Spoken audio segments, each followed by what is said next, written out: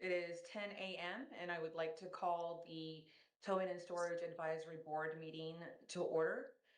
Um, I'm gonna do some housekeeping and ask that everyone keep their microphones muted unless you are speaking, and also remind everyone to keep their cameras on throughout the meeting and to also announce your name when speaking. I'll call on Carmen Marshall to do the roll call. Carmen, if you can do roll call and announce if we have quorum. Yes, ma'am. Mark Mitchell, I'm here. Gary Hoffman, Here. Charles Rash, Here. Ken Ulmer, Here. Shay Adamak, Here. and Presiding Officer Tasha Mora. Here. We have a quorum. Thank you, Carmen. We're gonna move to the next agenda item, the approval of minutes. Ask the board if you've had time to review the minutes, and also if you have any comments regarding the minutes for December 17th, 2025. I'll make a motion to approve those minutes. Ken Ulmer. Ken? I noticed one error in the first paragraph. I was kind of glancing over it, but on the attendance, we have Michael Provost listed as present and as He was absent. absent. Okay, all right. Yes, so- sir. We can make that revision. Okay. And Would I'll entertain a motion to accept the minutes, but with the revision as stated. Yes. I'll make a motion to accept the minutes with a motion with the revision. Who was that? Ken Ulmer. Thank you, sir. Can I get a second? Charlie Rash, I'll second it. It has been moved and seconded. All I can those do a in roll favor? call. I can do a roll call, ma'am. Okay. Mark Mitchell, Approved. Gary Hoffman, Charles Rash, Approved. Ken Ulmer, Aye. Shay Adamak. Approved, sorry. It's okay. And Presiding Officer Tasha Mora. Aye. Okay, motion passes. Thank you. We're going to move to the public comment portion of the agenda. The Towing and Storage Advisory Board received 2 emailed comments that were sent to the board yesterday for review, and they will not be read today. The board received a request to address the board during this meeting, and the board will not be allowed to ask questions or discuss anything that is said.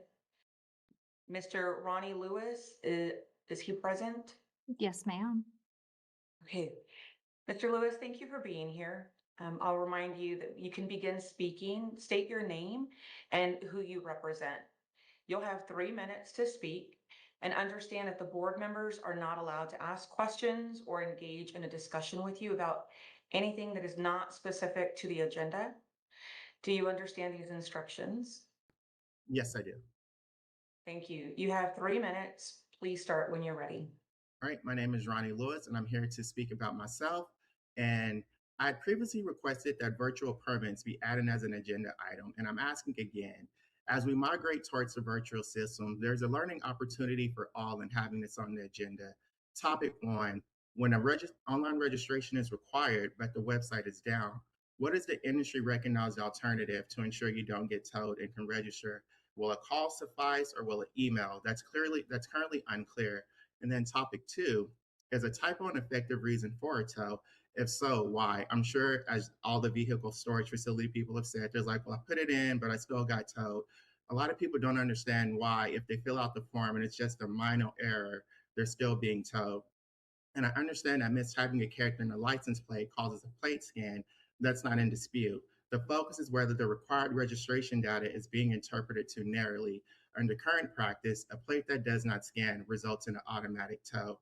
But at the last meeting, Executive Director Arbor stated data also needs to tell a story, and I agree. There's a story in the data being requested and submitted. It just needs to be drawn out. residents who fill out the form are requested to provide the complex name, the unit number, the resident name, year, make, model, color, phone number, email address, basically everything to say, I'm virtually here and here's where I'm at and here are my details if you need to contact me. Outside of the plate not scanning, mistyping one character does not corrupt the data provided to the point a vehicle owner cannot be located. And with so many data elements requested, an objective person with no plate reader could easily use the data to locate the vehicle owner. The problem is not the typo, it's the extremely subjective interpretation of the data, which is probably why chargebacks are increasing, as mentioned at the last meeting.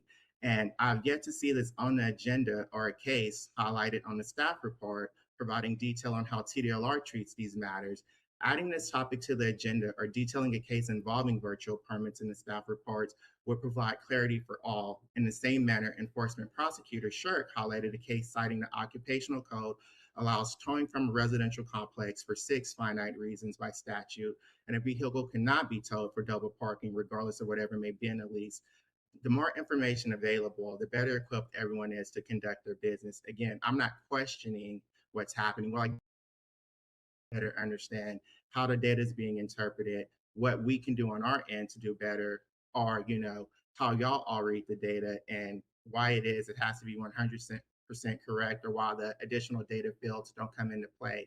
And I hope at a future meeting we can engage in this conversation to fill in the knowledge gaps. And that's all I have today. Thank you all for your time as usual. Mr. Lewis, thank you for addressing the board. We appreciate your time and being here today. We're going to move to the next item on the agenda. And so we're going to go into the staff reports. We'll get a briefing from staff and have discussion. First, from our licensing division, I'd like to call on Laura Hernandez, licensing manager.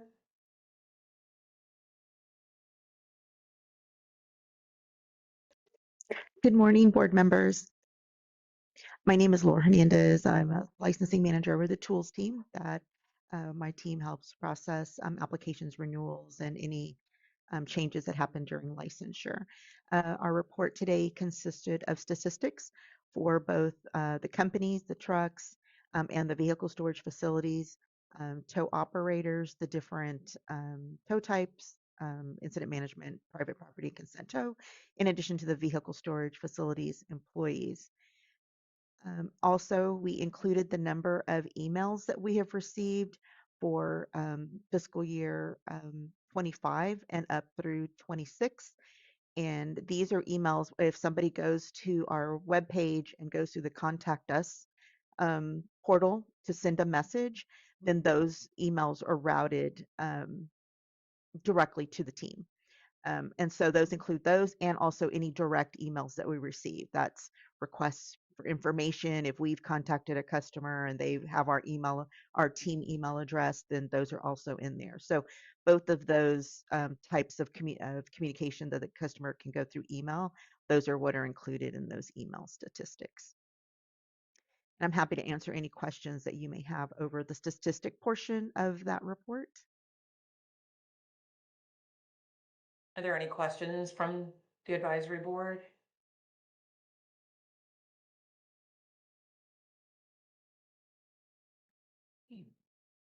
Hearing none, Ms. Hernandez?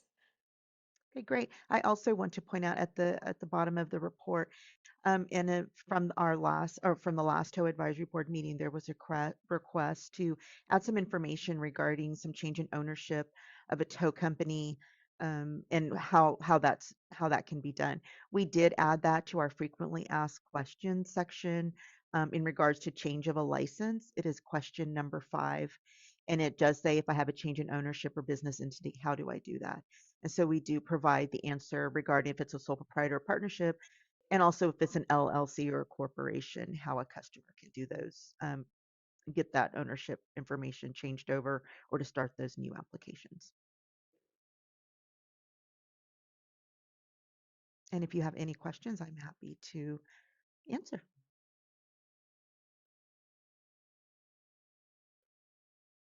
Okay. Hearing none from the board, thank you, Ms. Hernandez. I appreciate the report. We appreciate your report. We're going to move to education and the examination division. So I'd like to call on Todd Forrester, outreach, audits, and policy manager. Good morning.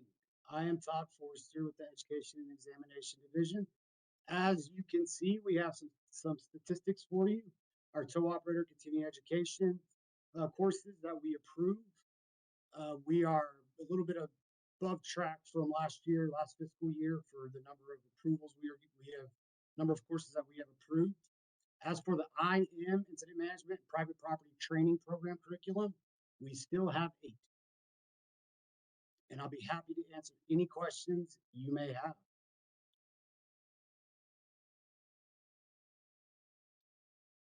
Board members, do we have any questions?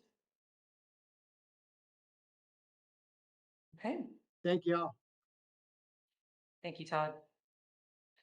Next will be from the customer service division, a report I'd like to call on Patricia Martinez Castellan, customer service manager. Hi, good morning, advisory board members. I'm so sorry. It seems like I'm having some video issues. I just started my camera, but it's not coming on. However, I can continue with my report if that's okay. My name is Patricia Martinez, manager in customer service. I'm presenting our statistics on behalf of Claudia Enriquez. For tow and BSF, customer service contact volume has remained fairly consistent throughout the fiscal year. We've received approximately 1,300 to 1,700 contacts per month, with the majority coming in through phone calls in FY26. In FY25, we saw a similar overall contact pattern with some normal month-to-month fluctuations, but at this time, we haven't seen any significant changes in volume or customer contact trends. That concludes our customer service report. If there are any questions. Floor is open for any questions, advisory board members. Okay, hearing none. Thank you, Ms. Martinez. We appreciate Thank your you. report. We'll move to the enforcement division. I'd like to call on Tony Reed, prosecutor. Good morning. My name's Anthony Reed. I'm a prosecutor in the enforcement division with the enforcement staff report.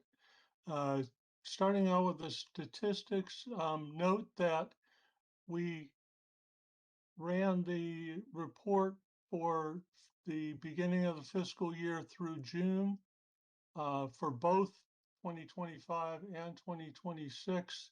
That gives us a better comparison. Performance measures are the most important statistics, and they're holding fairly steady. We did 7,400 criminal history reviews. The complaints received, we always in tow VSF get more consumer complaints than we do internal TDLR. The caseloads are shown.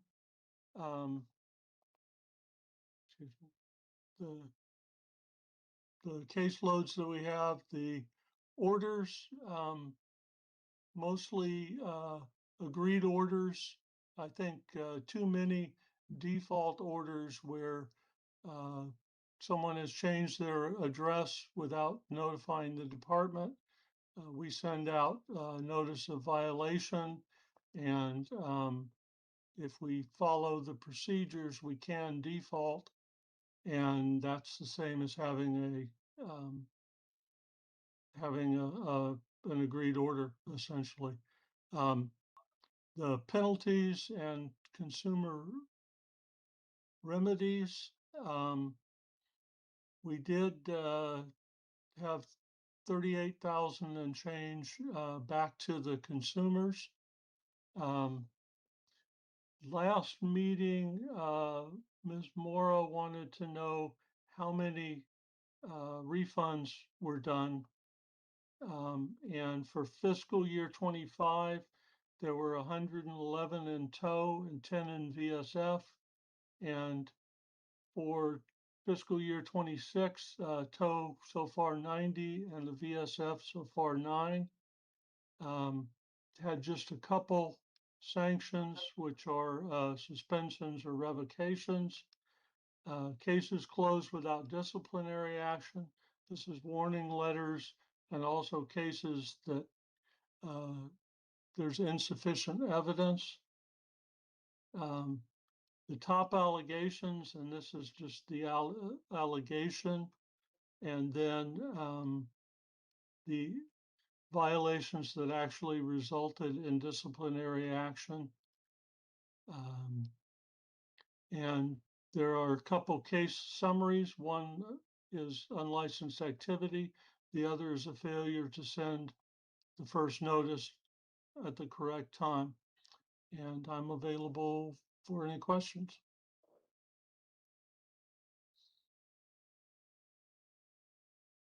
Advisory board members, are there any questions? I have a question, and forgive me if I'm overlooking it. Is there a way to determine when you present, for instance, how many people for 2025 and 2026, the complaints, is there a way to tell if they're rolled over from last year and these are just open complaints from last year to this year? Or are these all brand new complaints for 2026? Well, if Does that you make look sense? at the performance measures, it tells you the number of complaints opened for that fiscal year. So, and the number of complaints closed is there. So you would, if you looked at the previous year, how many were still, how many were opened and then how many were closed, that should give you an idea. Okay. In order to streamline, we could almost add another line in the future so we can tell, are these all new complaints or are these just ones that are rolling over to 2026? Just an idea. Okay, I'll note that. Ken Ulmer, I have just a quick, not sure if it's a question or just a thought. So under performance measures, percent of complaints resulting in disciplinary action, 6.82 was for tow for 2025, 6.89 for fiscal year 2026. It's kind of interesting to me that the number of complaints opened went up substantially from 1158 to 1356, but the percent of complaints resulting in disciplinary action barely rose at all. Rose slightly more for VSF, about 3.5%.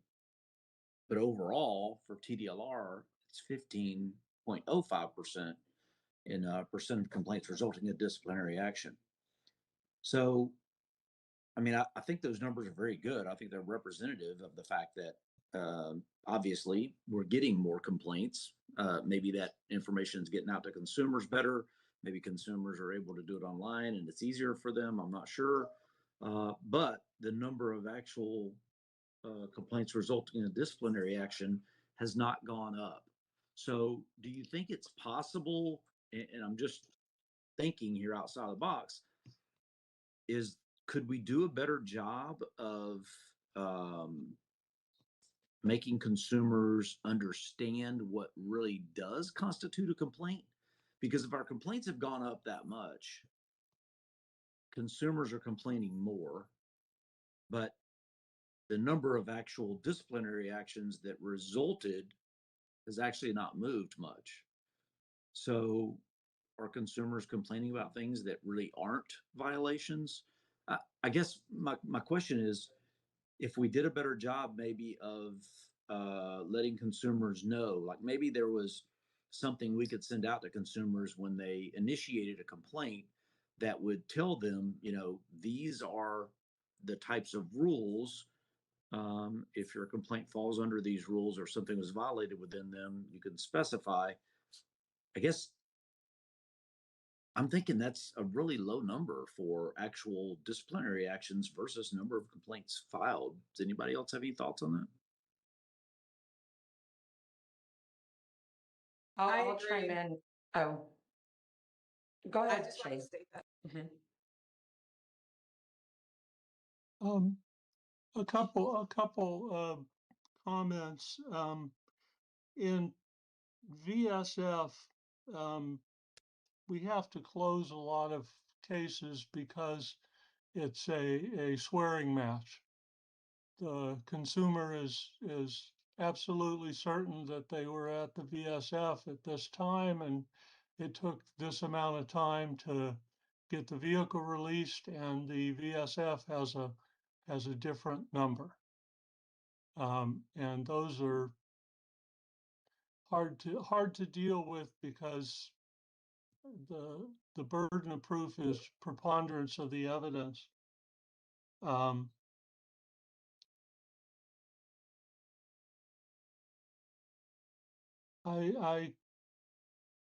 We also get complaints where there's just no law or rule that's been violated. Um,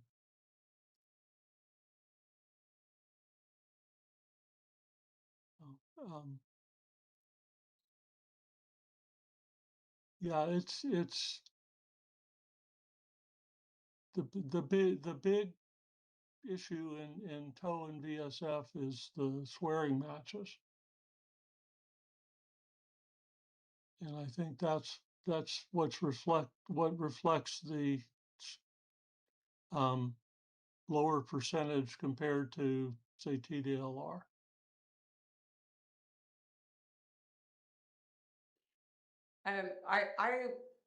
I'm looking at the data as well, and it's pretty granular.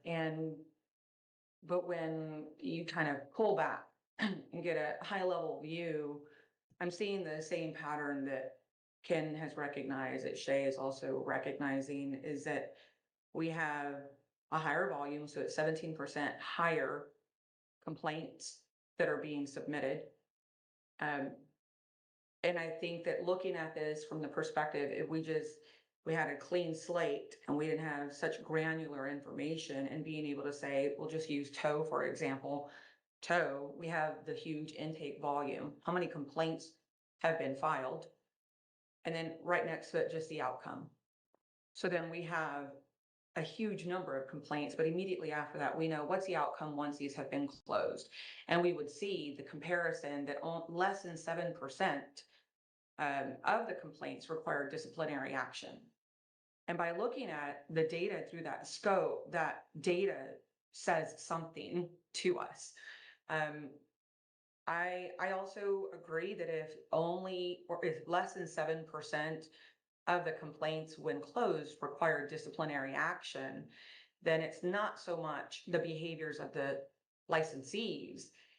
Perhaps it's those who are complaining don't realize that there's not an actual violation there.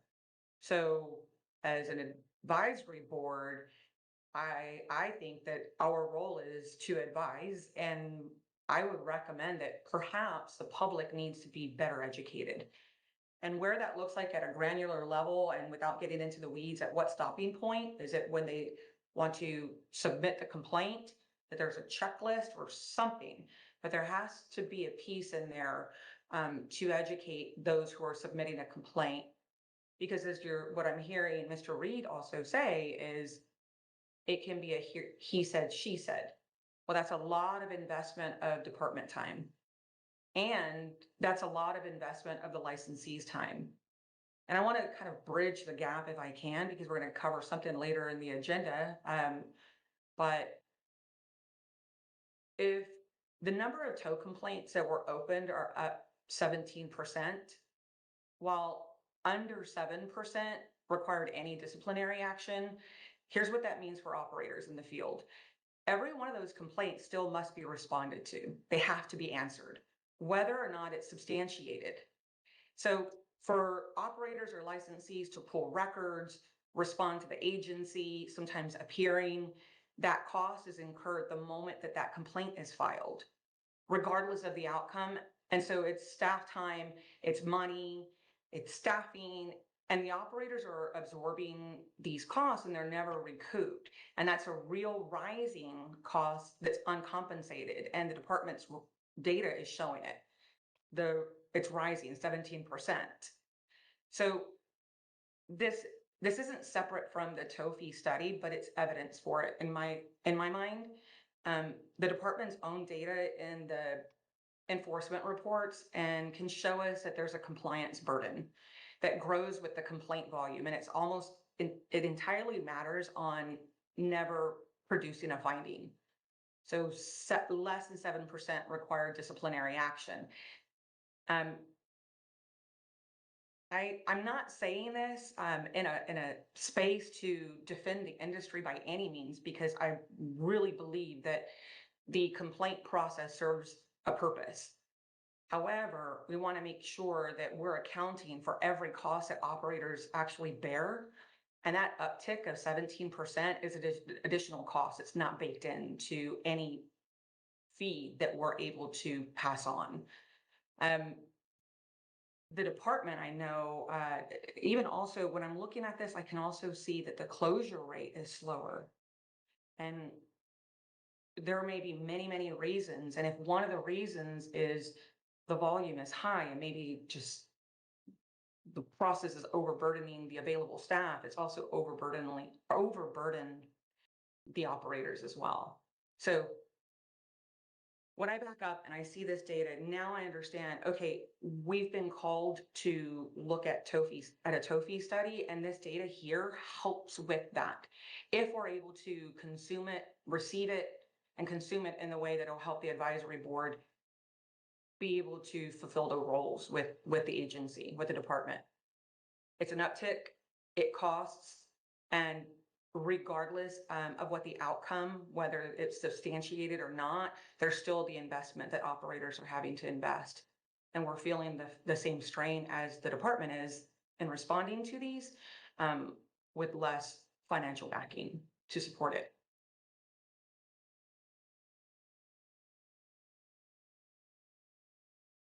I know I landed with a lot. It's just I'm looking at these reports through a scope of saying, how can these reports help the advisory board do exactly that, advise the department? What are we seeing? And that's one of the things that we're definitely seeing. There's a correlation. There's a lot of complaints coming in, but less than 7% require disciplinary action. So perhaps there's some more educating that needs to be done with consumers, and at what point. And I'd like for us to dive into that when we can.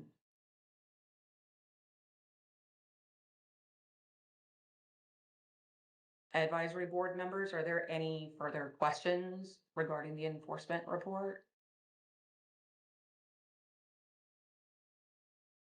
Okay. Mr. Reed, did you have anything further for your report? Not at this time. We're gonna cover case highlights, perhaps. Pardon? I'm following the agenda, and there are the statistics under the enforcement division, but also case highlights. And I want to make sure we don't miss that.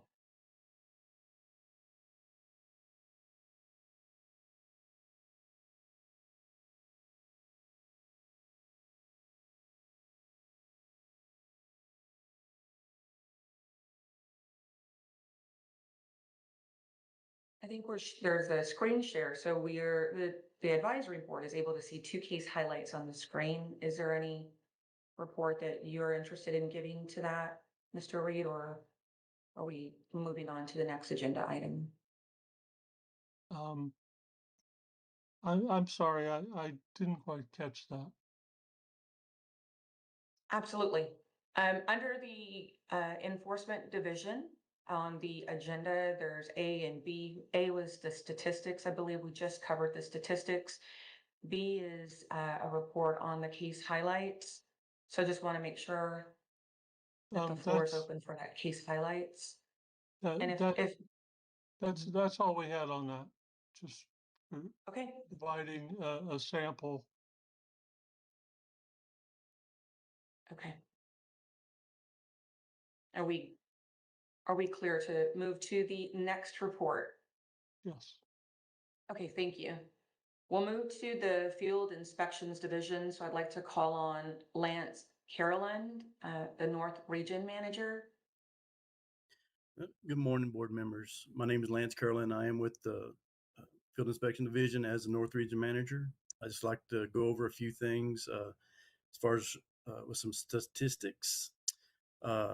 Completed the fiscal year 2025 and all the way through fiscal year 2026 up to June. These are our numbers on that. Are there any questions on this?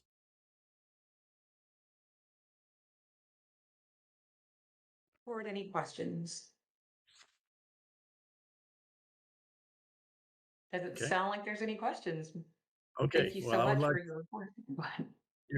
I'd like to highlight a few things if I could. Okay. Yes, please. Okay, so the top 3 violations we had for fiscal year 2025 was 85707A. Each VSF shall notify the vehicle owner of the department's website and email address, mailing address, telephone number, for the purpose of directing complaints regarding the vehicle storage to the department. As you can see, the number 1 violation for fiscal year 2026 had changed, and it is 85.100 or 1002B.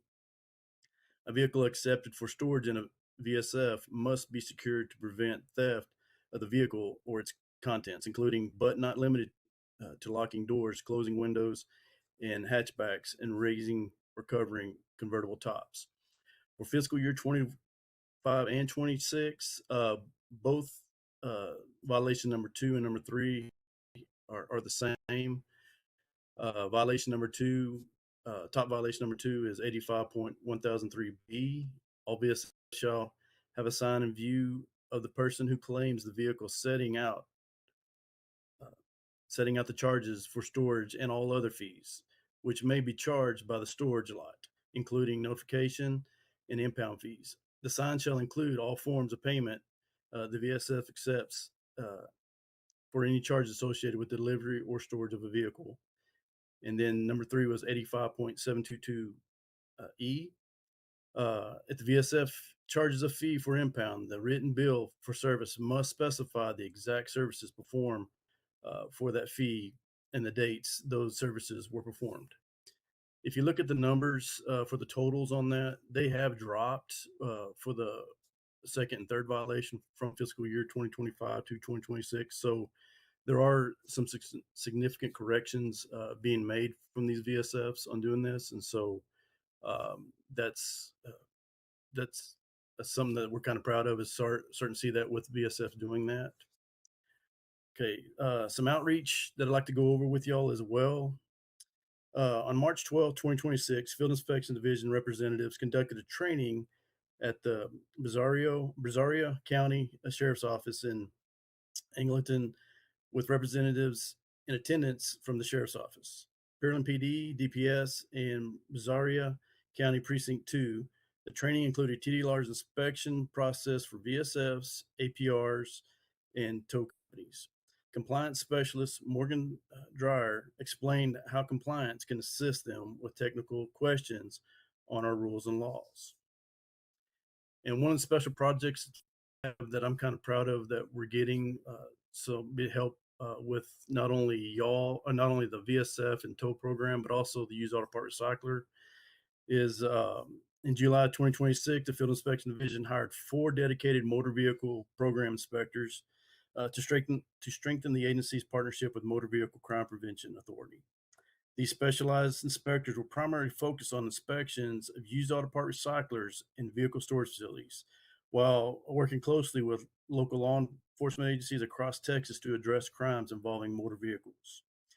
Beyond traditional risk-based inspections, these positions will significantly enhance the agency's ability to proactively identify and address businesses involved in organized criminal activity through the collaboration regularly to the sorry through the collaboration of regulatory and local law enforcement partners. These specialized inspectors will help detect unlicensed operations that intentionally evade licensure to avoid regularly scrutiny, uh, ultimately improving consumer protection and supporting statewide efforts to combat motor vehicle related crimes. Any questions on these? Order, are there any questions?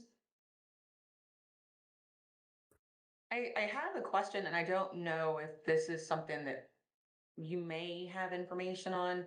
I was looking at a little higher on the actual, let's see, I'm trying to look at my screen at the report.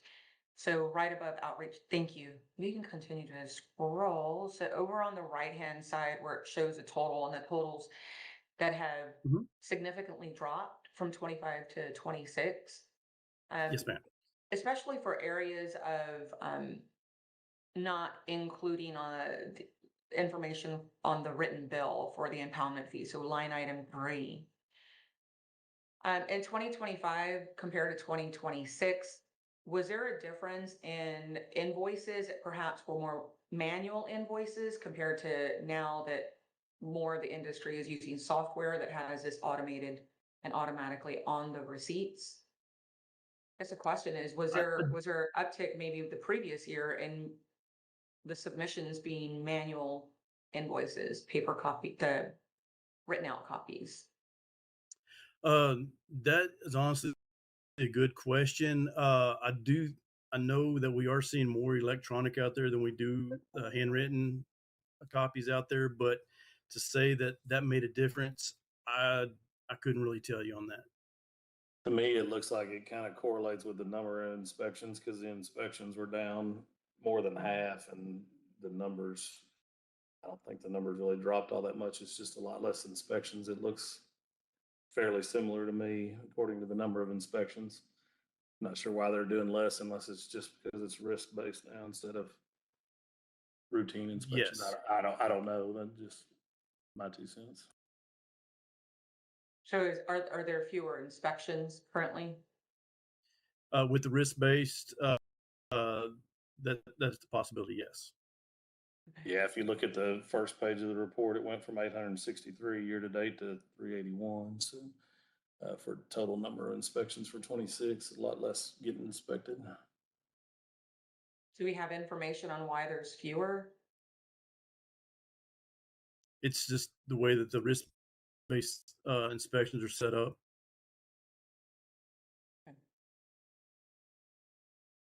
Okay.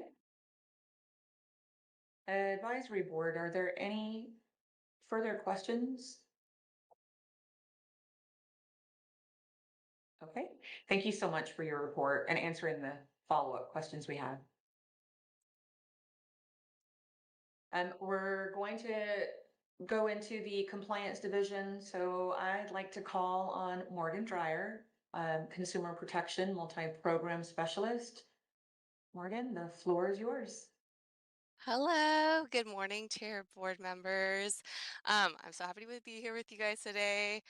Um, so, my report, we have some really exciting news. We do have a new consumer protections manager named Vanessa Vasquez. She comes with a great, strong experience in leadership.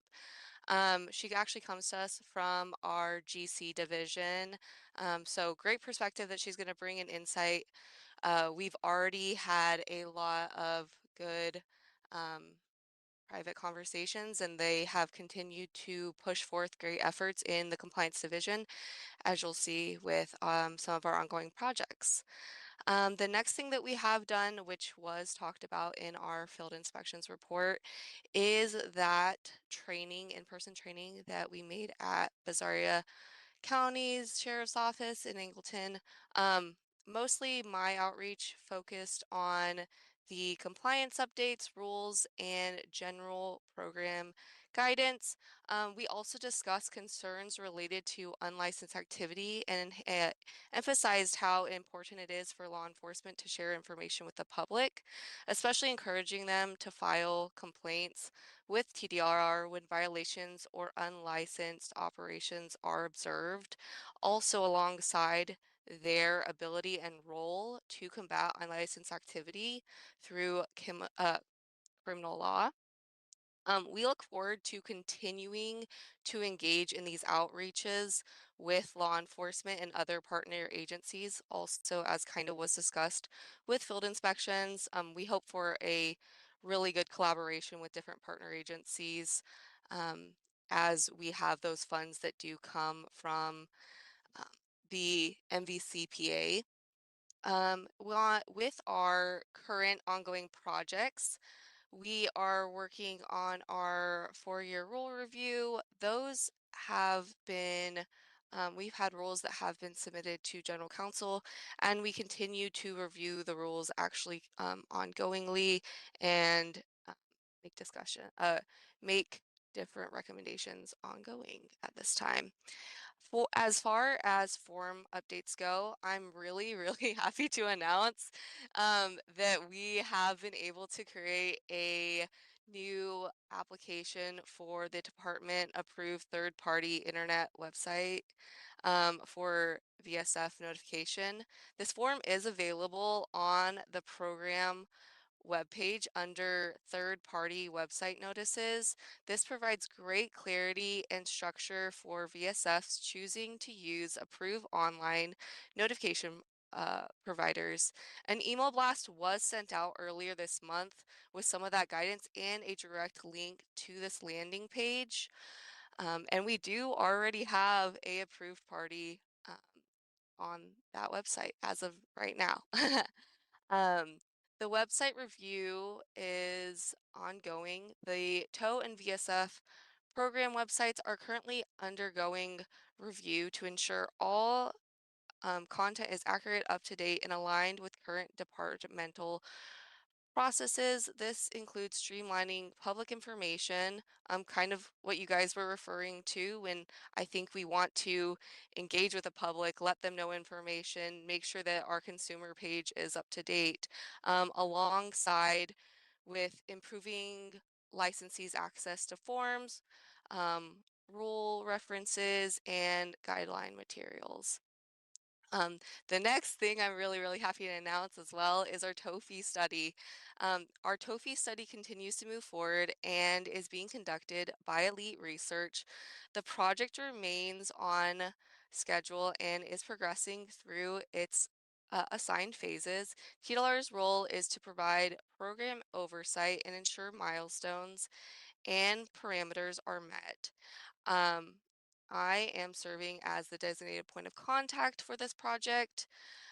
We appreciate board's ongoing interest in this study, and we provide updates as we move closer to the completion. Further on this agenda, Elite Research and I will present further information on this TOEFI study and engagement from the industry. And then we are doing training developments with both licensees and internal staff to make sure that we are continuing education and understanding through different forms of media and material. And then lastly, I just wanted to close with that we are more than welcome on the compliance end to receive any kinds of outreach, anywhere where we can provide guidance to both consumer and to industry law enforcement as well. Please reach out to me at morgan.dryer@tdlr.texas, Texas is spelled out, .gov. Thank you so much. That's the end of my report, and I am happy to answer any questions for you guys today. Advisory board, are there any questions? I have one. Yes. Yes. Great job, by the way. This is all wonderful stuff. I know you're excited about it.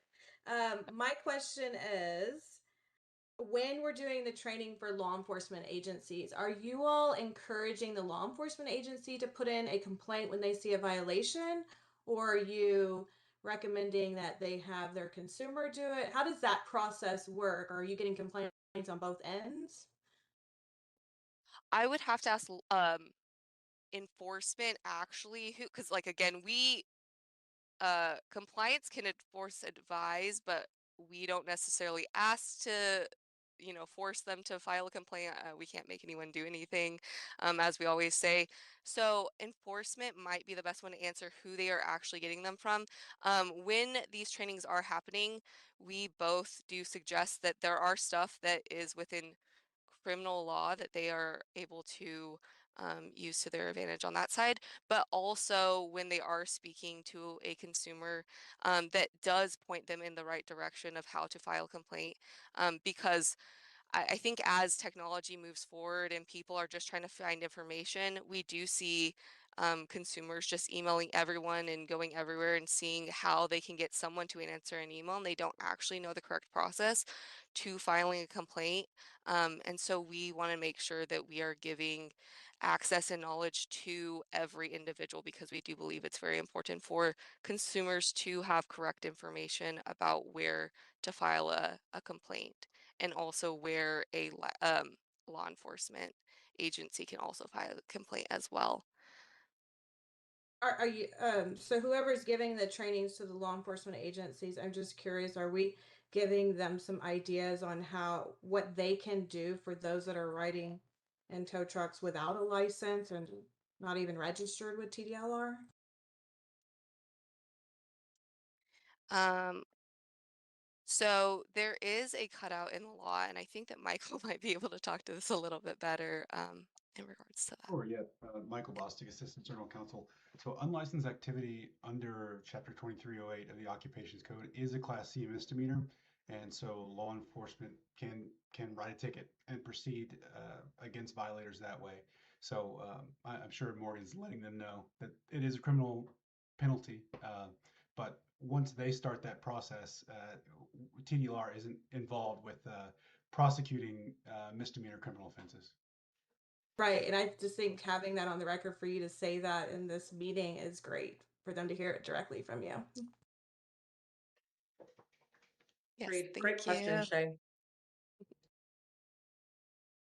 And I think I'm also hearing a shift where the department is not using language where it's illegal towing activity. It is specifically unlicensed towing activity, because that is what licensees are challenged with. There's so many unlicensed operators or unlicensed actors out there that it's it's reasonable for a typical consumer or maybe someone out in the field to think that they're the same, but they're similar, but they're different, those two terms, so you can have a licensee that perhaps did something that would require disciplinary action, but what we're focused on is the unlicensed towing activity that is just, it's not safe for the communities and such. And it also is just, we're seeing it everywhere and as licensees.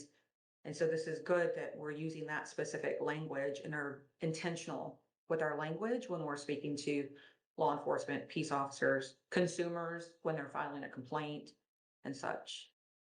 Yes, definitely. I've had some just email conversations with different law enforcements.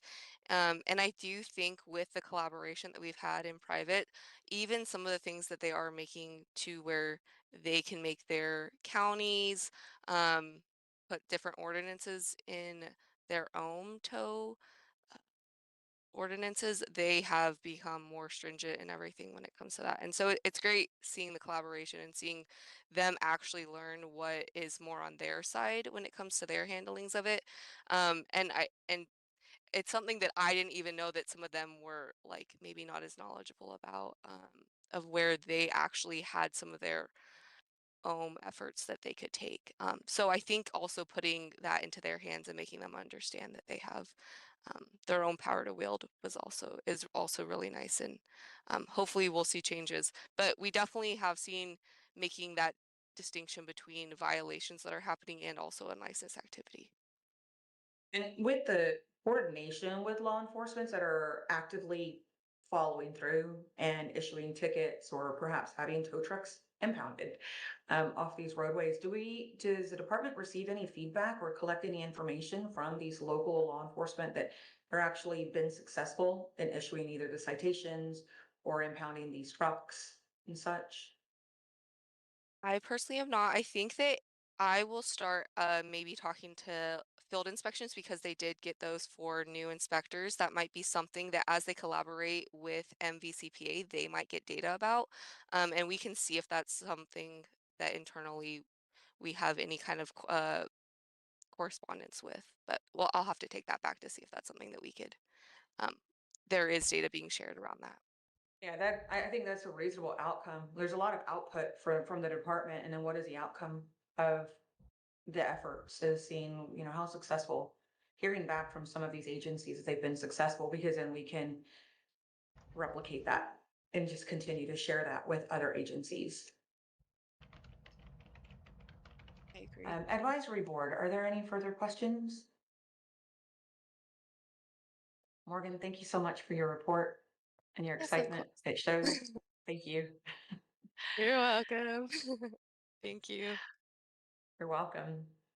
Okay, next up is the agency update. So I'd like to call on Heather. And Heather, I do not want to butcher your last name, Director of Licensing. Can you help me with your last name, please? It is Heather Muir. Muir, thank you. Muir. The floor is And yours. I think this is my first time presenting to this advisory board, so it's great to be with y'all and hear the conversations and give the agency updates. So I want to highlight a couple of agency-wide initiatives that are currently taking place. The first one I think you've heard a little bit about already during your previous meetings, but it's the CORE project, or what we are calling the CORE project. So over the years, TDLR has absorbed a lot of programs, and as we do that as an agency, we generally take on and use the licensing systems that were in place at the other agency at the time of the transfer. And additionally, the TDL licensing system, what we would call the legacy system, TULIP, is aging, and that makes it difficult for our IT staff to support and create online applications for our licensees. So the CORE project will combine all of these licensing systems that we have absorbed over time into one unified, modern, and secure licensing system. So CORE will provide a public-facing portal that will be user-friendly and allow for processes that are currently paper-based, where you have to fill out a piece of paper and mail it in with your check and your fee and all the things, and allow that to be completed online. So like submitting an application or a renewal, requesting a name change, a license verification, an address change, or a duplicate license request will all be able to be self-serviced through that portal. And not only will it allow for online processes for our licensees, it will create efficiencies for our internal staff through implementation of automated processes. We currently have 2 programs up and running in CORE already, and we have 7 programs in progress right now. And we look forward to moving all those programs over to CORE over the next 2.5 years. And specifically for TOW VSF, as we move towards implementing the system for those programs, board members who are involved in that industry or license holders, we will reach out to you and give you kind of like a sneak peek of the system, kind of let you poke around, see some presentations on it. So you'll have a really good understanding about what it's going to look like and how it's going to function, and be able to give us some feedback also. And the next item that I want to talk about is the upcoming legislative session that will be in this coming January. Even though it's several months away, we're already hard at work gearing up for session. And as we move into session and bills start getting filed, I want to remind everyone that TDLR does provide the public and our licensees with a list of bills that are filed that impact any program that we regulate or may be proposed for us to regulate. So should any bills get filed about the towing or VSF programs, we'll have that information on our webpage. We know it can be difficult to track and keep up or to even find bills that relate to your programs. And so we're happy to provide that service to kind of keep everyone up to date on what's going on. And finally, I will let you know that TDLR has posted our strategic plan for fiscal years 2027 to 2031 on the TDLR website. If you scroll about the middle of the page, just underneath, there's like a skyline picture of Austin. There's agency reports box. If you click on that, you can find the strategic plan underneath the organizational report section.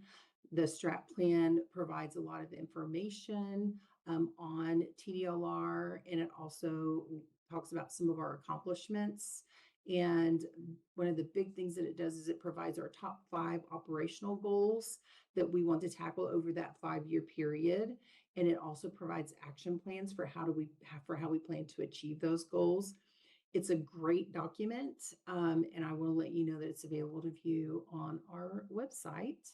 That concludes my report, and I'm happy to take any questions or comments. Thank you.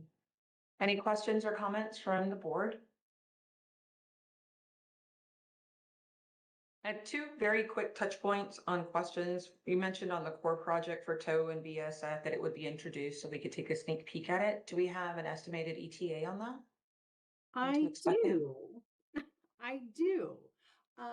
Under our current schedule, we would start the programs next month, and we would actually be going live towards the end. Don't hold me to it because schedules kind of change. Currently, it's scheduled to be up and running by the end of June 2027. Thank you. And second question regarding the legislative update on having bills that relate to our programs accessible or visible. How would we find those if one was interested or if a licensee was interested in following? So as we move into session, they will create a tab on our webpage or a box that will have legislative updates, and it will be it's generally very prominent, and you would be able to find it. Just go to the webpage and look for that box. Thank you. And that is like www.tdlr.texas.gov, or just Google TDLR. Right. Thank you. You're welcome. Any further questions from the advisory board? Okay. Thank you so much for the report and answering the follow-up questions as well. Thanks. Okay, next on the agenda is a presentation by TDLR staff and Elite Research on a study established by the Texas Occupations Code Chapter 2308, the TDLR Private Property Tow Study Advisory Board meeting and follow-up discussion.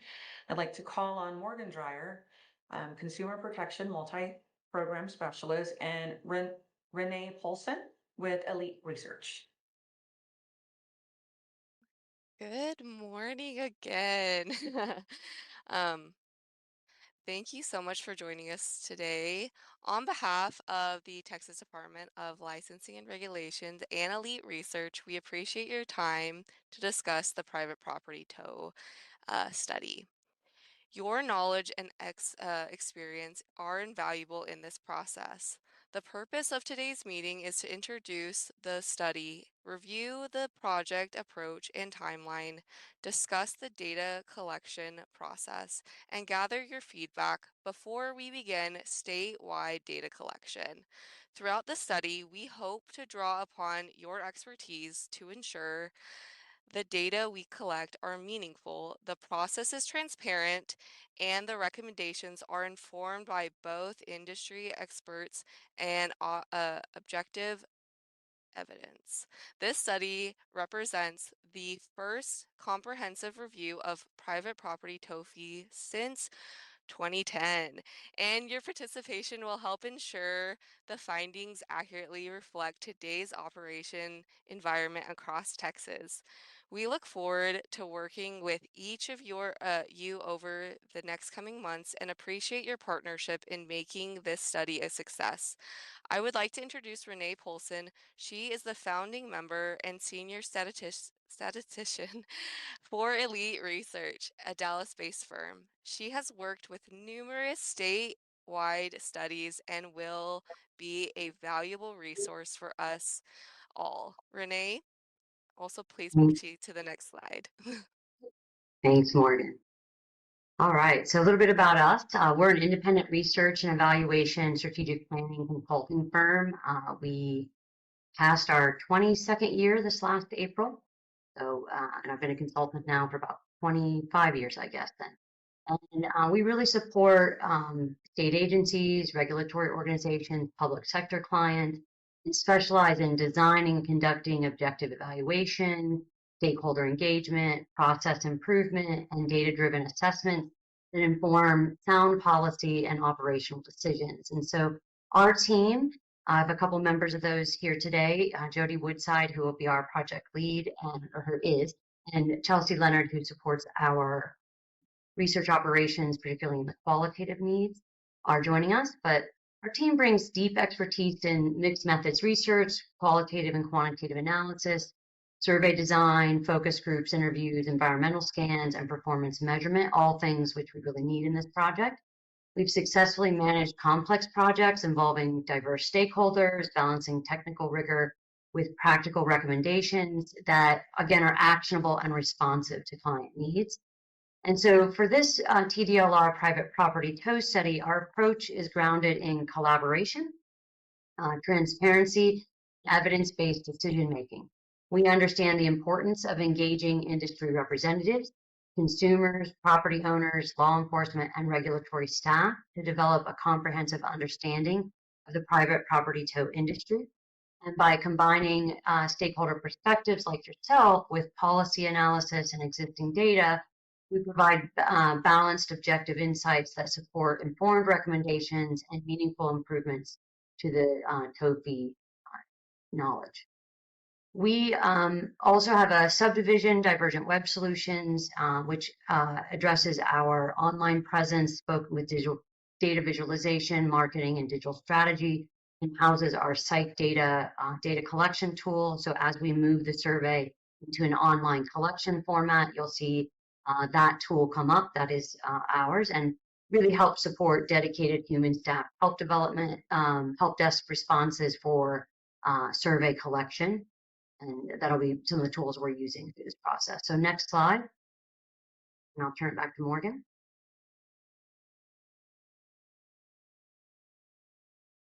The primary focus of this study is to develop data-informed recommendations for establishing fair, reasonable, and consistent statewide fees for private property towing.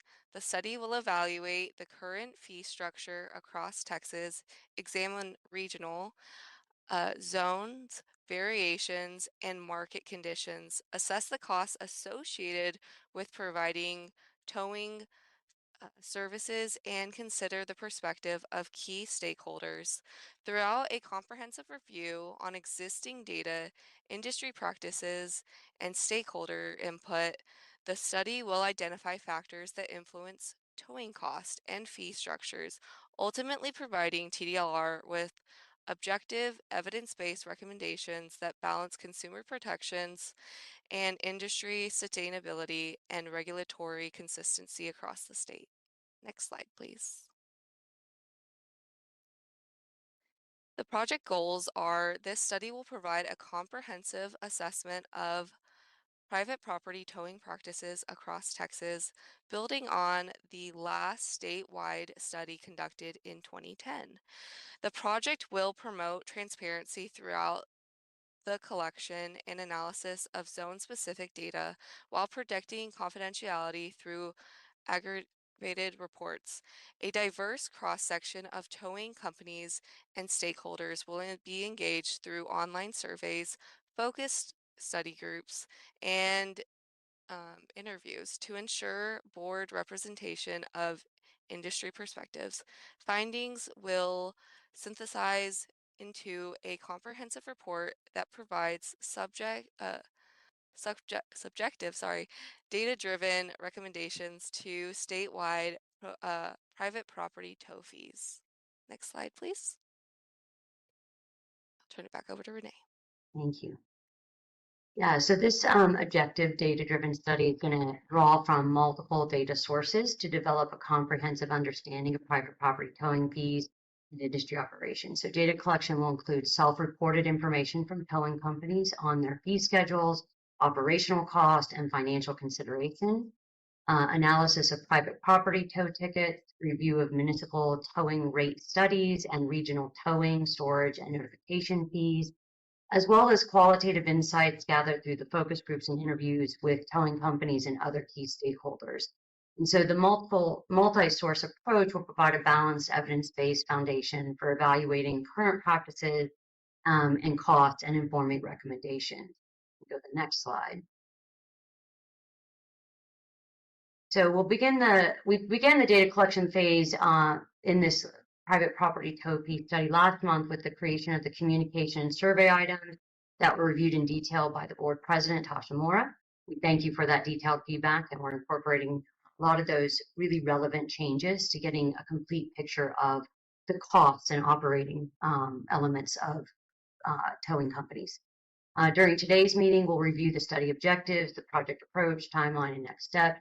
And we're going to ask advisory board members to provide any suggestions or questions by August 14th to the tow fee study at eliteresearch.com email.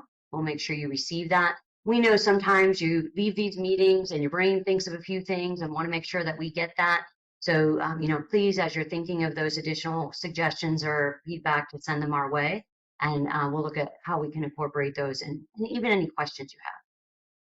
On August 18th, we plan to launch the statewide online survey to the private property towing companies. Survey invitations and communications will be distributed to the advisory board, TDLR, and Elite Research to really encourage broad participation and representation across all towing zones and company types. Following launch, the survey will be actively monitored by us through mid-September or so to assess response rates and geographic representation. Additional outreach will be conducted as needed to ensure a diverse representative sample, again, across the state. So if we see collection, we're not getting enough in a particular zone or not enough in rural, we're going to do phone and individual reach out so that we can really connect to a wide representative group that will give us the best data for this recommendation. As survey participants indicate their willingness to participate, we'll schedule focus groups and individual interviews with those towing companies and other stakeholders. These discussions will give us additional valuable context to complement the survey findings. We are also going to ask for their objective data files and different pieces that they can send to us that we can use in our recommendations as well. The survey will close on October 24th. After which we'll validate the data, preparation and analysis will begin. Survey results, administrative data, stakeholder feedback will be integrated and develop those evidence-based findings and recommendations for TDLR. So our next slide. So I think, one of the biggest things we really require here, is need to see, is success of the study really depends on the experience and expertise of this board, right? We welcome your partnership through the project as we work to ensure the study reflects the realities of the private property towing industry across Texas. We don't want to work in a vacuum. We don't want to just ask for towing tickets and move on our way. We really want to actually get a complete picture. We want to incorporate that information and make the strongest recommendations possible. Specifically, we ask for your support in sharing study communications with your network to encourage broad participation. We know individuals are busy. They probably also have many surveys they get hit with, but this one is particularly important to their business. And so we really do want to make sure we encourage participation. We'd like you to send us suggestions that may strengthen the analysis and offering your perspectives as findings emerge to help shape practical, balanced, and evidence-based recommendation. And so your input through this process will help ensure the study is comprehensive, representative, and valuable to both the industry and TDLR. Slide.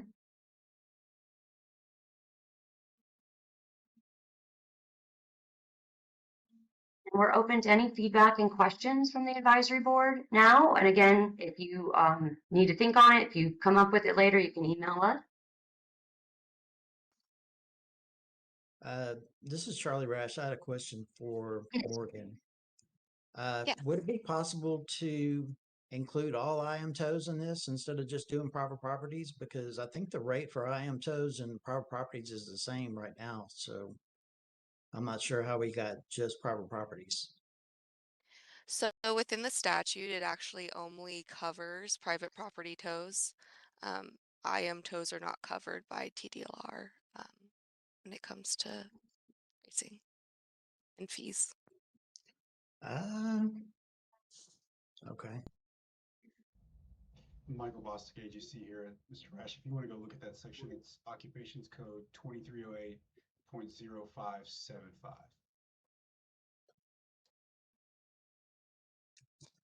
Okay.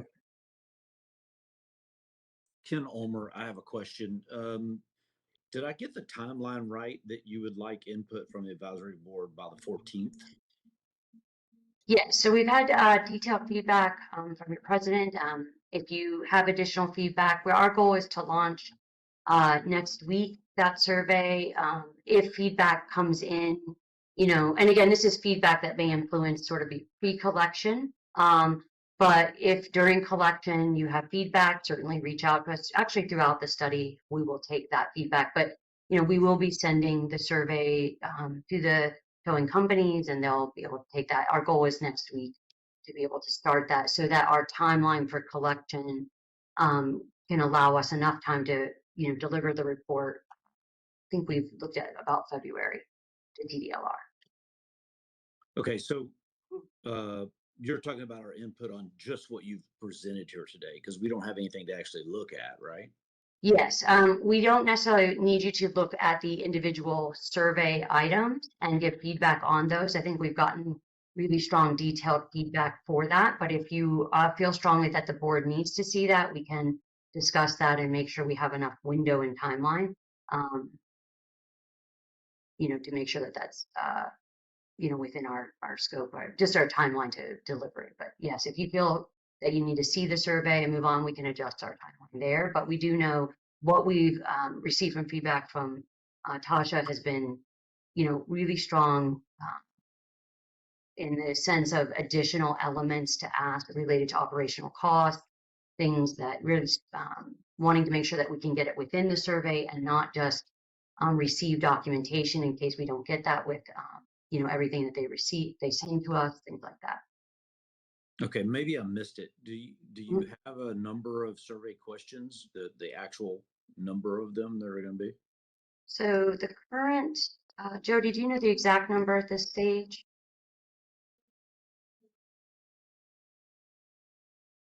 Give me a moment, I can give you a number. Yeah, so we're pulling that. I know it's going through some edits based on different feedback. But our goal will be to try and keep the survey under a 20-minute timeline. That's kind of really important. There's a window where it just gets to be too long. So things that we can do to follow up with them for additional pieces or documentation that will reduce some of that time will be really important. That is kind of our goal right now.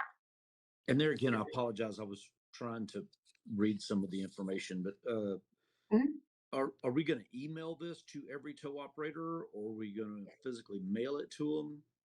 So we're going to go about this in a few-pronged approach. We're going to start with email. So we'll send it out to everyone and get achievement there. We will send text messages that will link also for them to be able to take the survey, but with the recommendation that they complete it from a computer, just because, some of the information might be easier for them to do than on a mobile.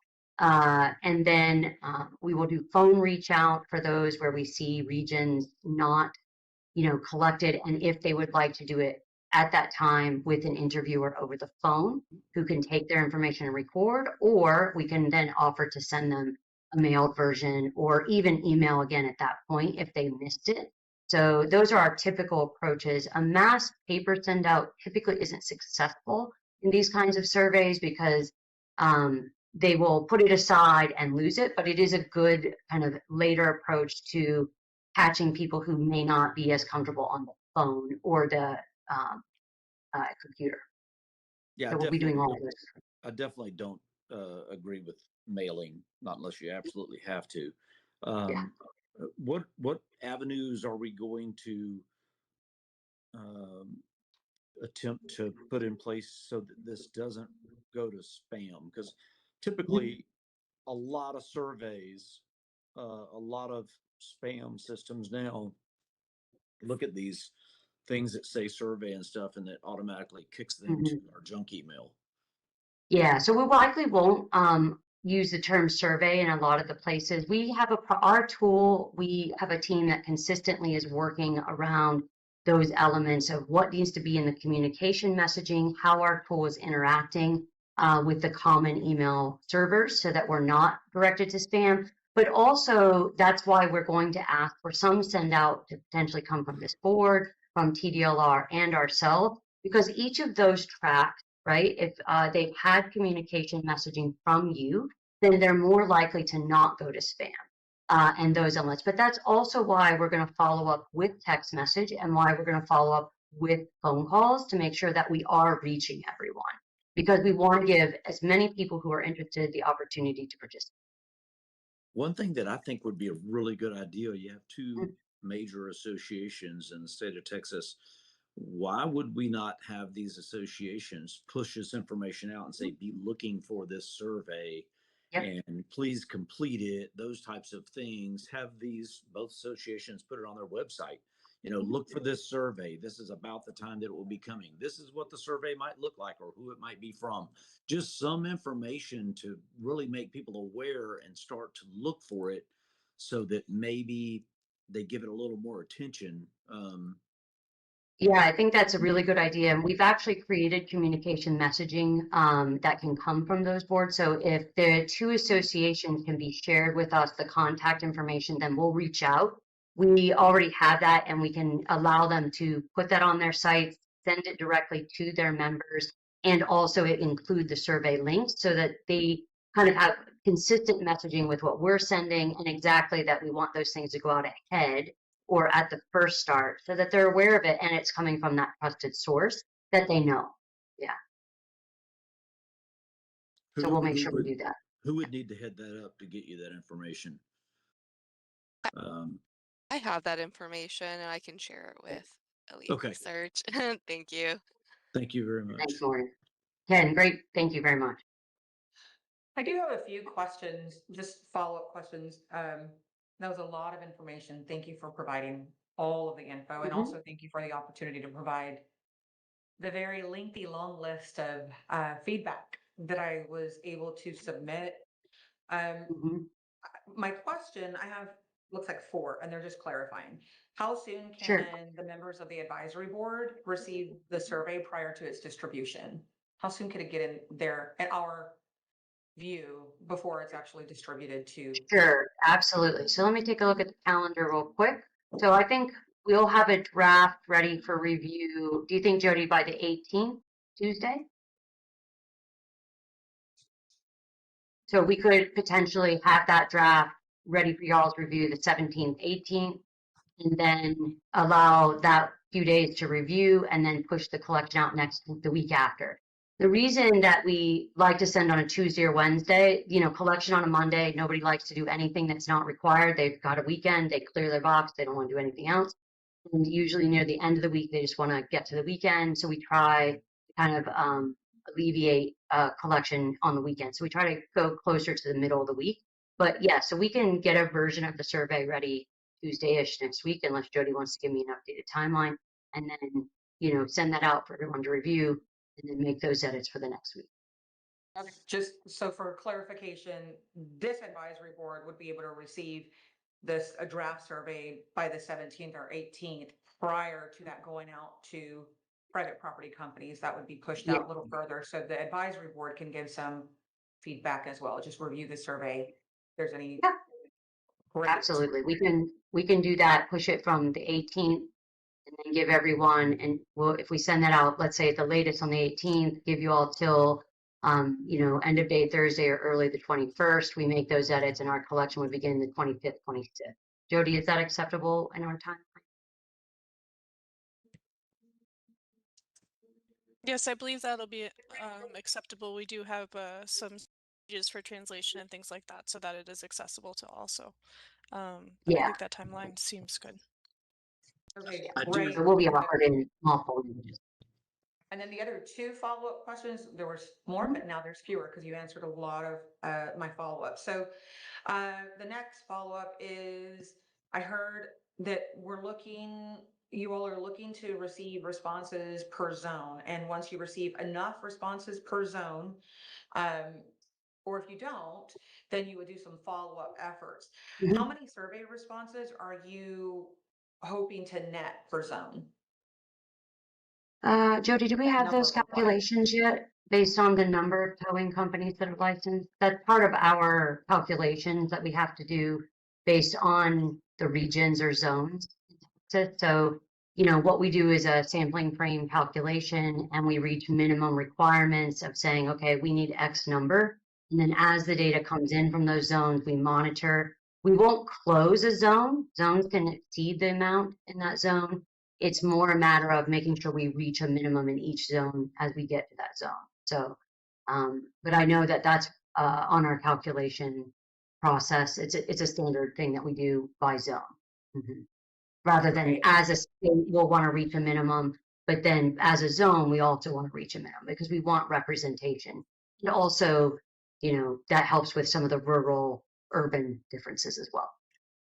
Right, and I think with the two associations listening, if the associations are aware of what are the minimum requirements per zone, we might be able to do some outreach as well. So that's why knowing what is that minimum requirement per zone will help us because we help monitor that as well.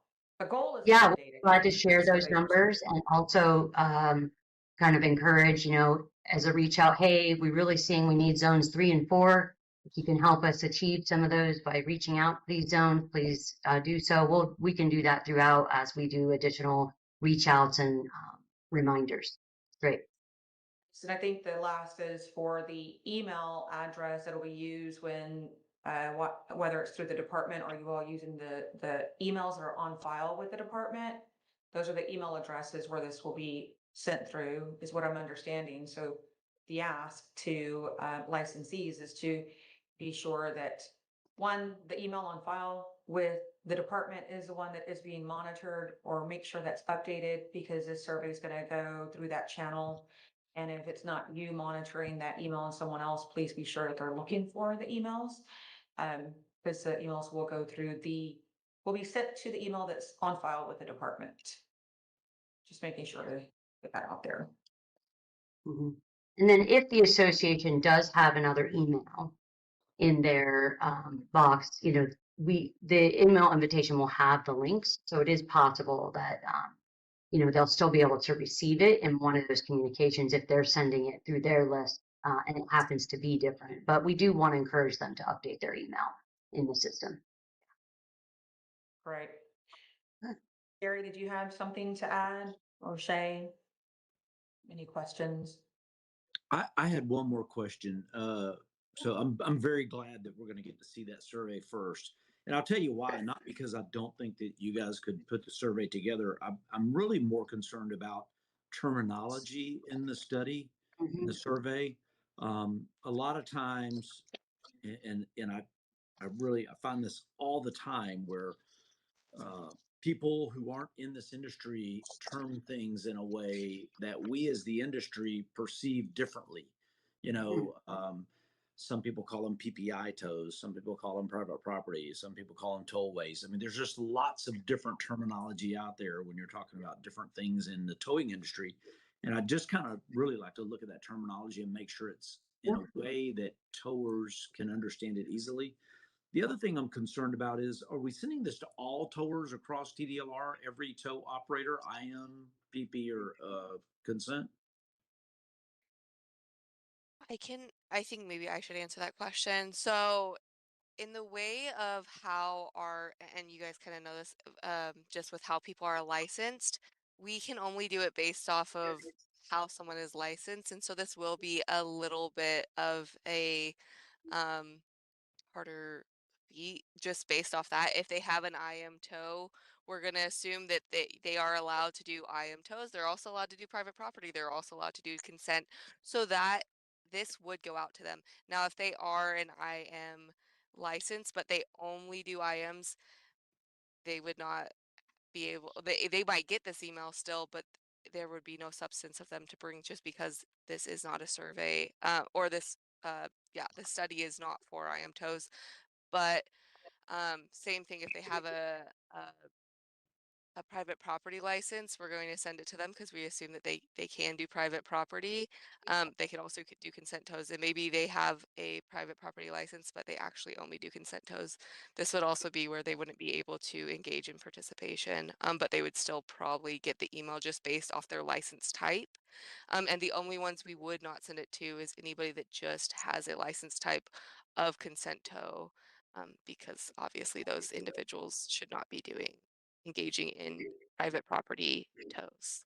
And we do have a filter question that if they don't conduct private property towing in the first several questions, then they would not finish. They don't need to do all of the rest of the questions. So they would be able to go to the end based on their answers there.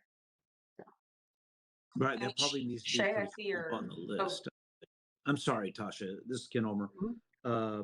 That probably needs to be pretty high up on the list because there are going to be some towers that just don't do private properties at all. Yeah, I think it's the first couple of questions. Okay, good. All right, thank you. Shay? Shay Adamic here. Yes, actually, I was just gonna, Ken pretty much said it, because you're gonna probably find in your data when you're collecting that you're gonna have some tow companies that are more in a rural type area, suburb, and maybe they only do a few private property tows here and there if a law enforcement agency asks them to get involved. And then you're gonna have your big cities where they do it daily. So I don't know if you're gonna incorporate a question so you can determine, the cost in one that does a few private property tows per month or one that does multiple in a day. Yeah, so we've actually incorporated questions around the number of tows they do, how often, and even where they're located, and those types of things are incorporated. You'll see that when you see the survey.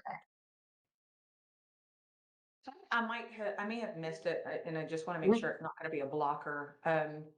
If a licensee has an IM license because they're able to do consent, private property, and IM, but their license is IM, would they still receive the survey? Yes, they would. Okay. The only ones that we did not filter, or when we asked for the data from our team, was for anybody with just a consent tow license. Those are the only people that we completely filtered out because we're hoping that they're not doing any unlicensed activity. So yeah. Although I heard earlier about the illegal towing, which is scary. I did not know how large that was. Other questions? These are great. We appreciate the feedback and actually the willingness to look at the survey in more detail. Tasha has given us such great feedback to really strengthen it. So, but we also really appreciate all of you coming in to give us that as well. Any further questions from advisory board members? Okay, hearing none. Thank you so much, Morgan. Thank you so much, Renee. We really appreciate the report and the deeper dive into it and answering all of our questions. We look forward to receiving Anytime. these in our Thank you. inbox. Great. Thank you so much. We'll be reaching out. And with that is agenda item G, discussion of unlicensed activity. So I'd like to call on Assistant General Counsel Michael Bostic and Morgan Dreyer, Consumer Protection Multi-Program Specialist. Good morning, Chair, board members.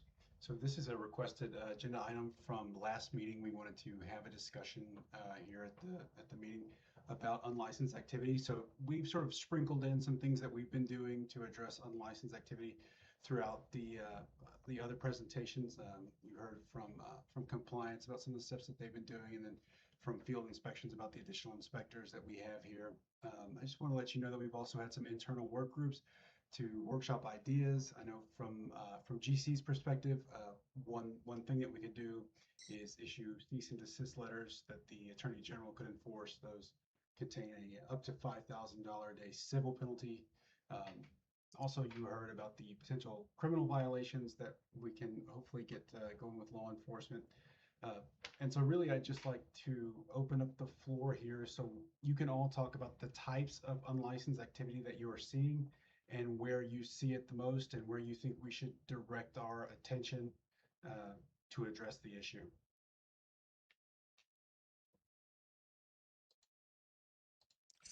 I think this is Ken Ulmer. I see, just yesterday, I had 3 tow trucks in here that weren't licensed. And that's in one VSF in Houston. And we were told clearly by TDLR, and this is one of my issues, that we have to allow them to get that car. So these are, you know, salvage pool trucks. These are, you know, garages and stuff like that. I mean, whatever the case may be, some of them are AAA trucks and they're not licensed with TDLR. And we allow them to come into the VSF. I can tell you right now, you can solve a lot of this problem if we put a notice out to VSFs that you need to report all of these tow trucks. But the problem is, we've been told don't ask them for any information. We just have to overlook them. And, you know, we may get the owner standing there with them. The owner says, "This is my tow truck. He's going to come in here and get it." We've been told we got to give him that car. I mean, some of the other advisory board members chime in, but that is what we have been told.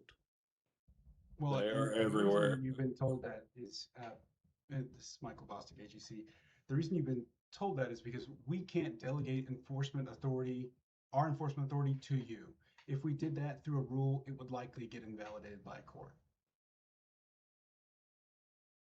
So this is Gary Hopkins, so we just have to go along and let them remove it. The unlicensed are everywhere. They're on the roadside. They're at our storage lots. They're on Facebook and all the social media. We send you complaints. We send you everything and just get letters back saying it's not enforceable.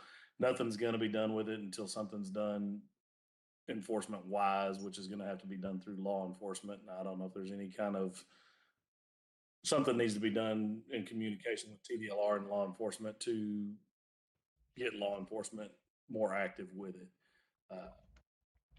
It's everywhere. It's not hard to find. You can Google something and find it in about 5 minutes or less. So it's everywhere, and it's statewide. It's not just Waco, not just Houston, Dallas, Austin. It's everywhere.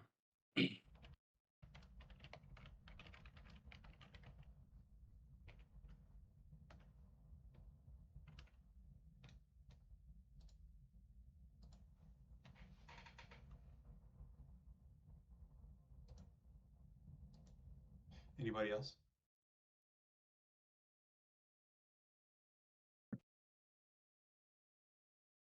Ken Ulmer, just one more thing. You know, several years ago, we interpreted that a tow truck coming into our facility must have a TDLR. Probably 6 or 7 years ago, that was all of our interpretation and understanding. And we required not only a tow truck that dropped off a vehicle for storage, but a tow truck that came into the facility. And that was just standard. They provided a TDLR. We made sure once they gave us a TDLR, then we knew that they were insured. We knew that all of that stuff was in place. Salvage pools conform to it. Everyone conformed to it. I don't understand what changed to tell us.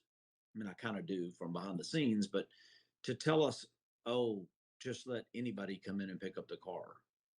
I don't understand why we as a VSF would not, and TDLR would not say, we want to make sure those tow trucks are licensed that are picking up at the VSF. That's our job, is to protect consumers. Do you not think that those consumers are getting taken advantage of by a tow truck that comes in here and picks up a car at my VSF and then is not licensed, and then he takes that consumer's car? He hasn't been background checked. He doesn't have a TDLR license. We don't know who we're putting that consumer in the truck with.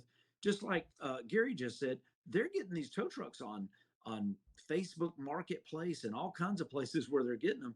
They don't have any idea who they're talking to. I don't understand why we wouldn't just say, if you pick up a car to VSF, the main source that cars get picked up at, you got to have a TDLR license. It just makes sense. That's our job, is to protect consumers. We're leaving these consumers completely out in the open where they probably don't even know who that company is that picked up that car. I would almost be willing to bet you money that they couldn't tell you who that company was, because the guy just takes down the Facebook Marketplace post when he's done, and then it's not there anymore. That's the way we solve this. I really think that. I really believe that. I don't think you're going to force law enforcement, although they should be more concerned about this. They're more concerned about it on their police tow scenes.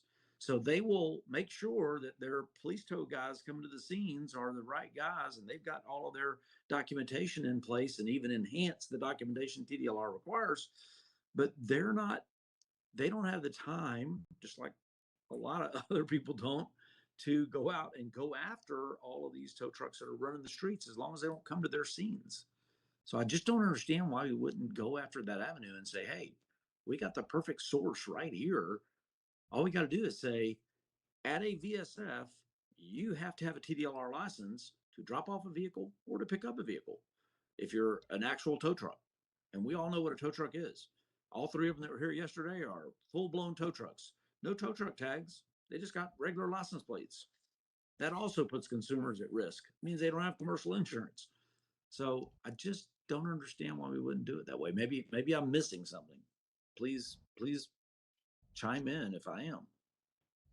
General Counsel's opinion on this issue specifically is that if we were to discriminate against out-of-state tow trucks by requiring a TDLR license to enter the tow truck facility, it would be invalid, it would be preempted by federal law. So one state can't discriminate against another state's licensees. I can't force a legal tow truck that's legal under federal law to comply with TDLR's licensing scheme. Not one single tow truck that comes into my facility is from out of state. Every single tow truck comes into my facility, other than during possibly a hurricane situation. We haven't had one of those in a long time. And I get it then. When we issue a state of emergency, I totally get it. We're allowing companies to come in from out of town and stuff. These tow trucks are not from out of town. These are the same people that come to our facilities day after day after day. They got Texas plates on their trucks. The drivers have Texas driver's license. I know that because one of them hit a car in my lot the other day, and we had to call the police out, and he got his driver's license because the guy didn't have to give it to us. But I needed to make a police report for the car that he hit, so that when the people came back to me, I had a police report to show I didn't do it. This guy did it. So I agree. I understand where you're coming from. I understand the federal issue, and I understand the DOT and all that good stuff, but this isn't what we're talking about. That is not the case here at all. These people are everyday towers. They're marketing to our community, and they're taking business away from us. That's not the big important part, though. If we're going to be held to this standard, we cannot compete when this guy down the road doesn't have that standard. It is imperative that we get this fixed, especially in today's business market and avenue. I mean, it's imperative we get that fixed. I don't know how we do it, but we got to get it fixed. Michael, this is Mark Mitchell with Texas Farm Bureau. Would it not be a consideration to recognize out-of-state licensees reciprocal and allow them in? And I mean, that could still close that loophole and honor it, as Ken talks about. We don't see that many. I can't imagine that many come across the state line. I mean, handling claims in Texas, we see a few things that go across the line to Oklahoma or Louisiana or back and forth, but it's pretty rare. I'm just thinking it just as TDI recognizes adjuster license in reciprocal states with other states, I'm not sure why we couldn't do that for these folks in the border states. Just just trying to think outside the box a little bit. So I appreciate that. So the issue isn't specifically out-of-state licensees coming in.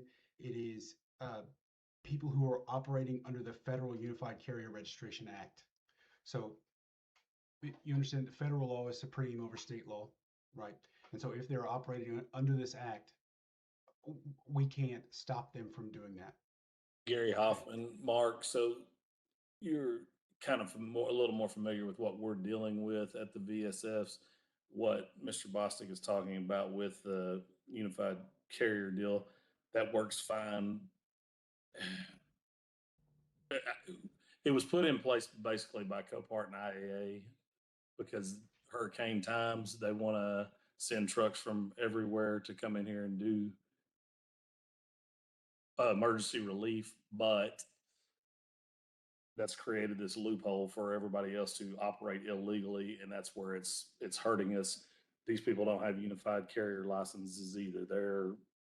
They're a pickup in a flatbed trailer with a winch on it. They're a little 3/4 ton Chevy pickup with a lift underneath it.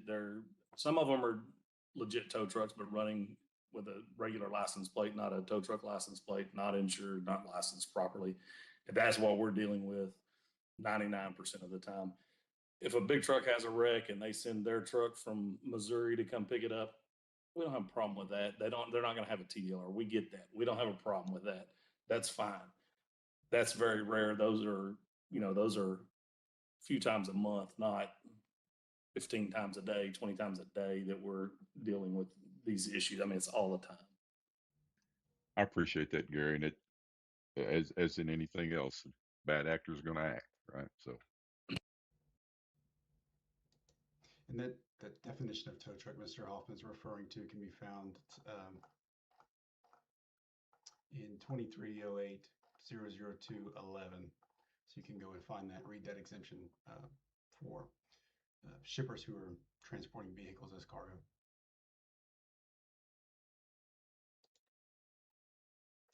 Okay. I'll say that what's happening, the practice that we're seeing is what's already been stated. It's not licenses from other states. The plates are Texas plates. And so I understand the caution advised for the federal law, but this is not the actual boots on the ground experiences from of licensees. What we're experiencing is the volume of trucks that have a Texas plate on it, but they are not licensed through the department. And I understand that licensees do not have the authority to enforce. I don't think we want that authority. But what we are asking for is, what's the solution? Because our hands are tied and the department may not be able to be out there, I'm not sure, to actually help enforce some of this or have eyes out there of what's happening.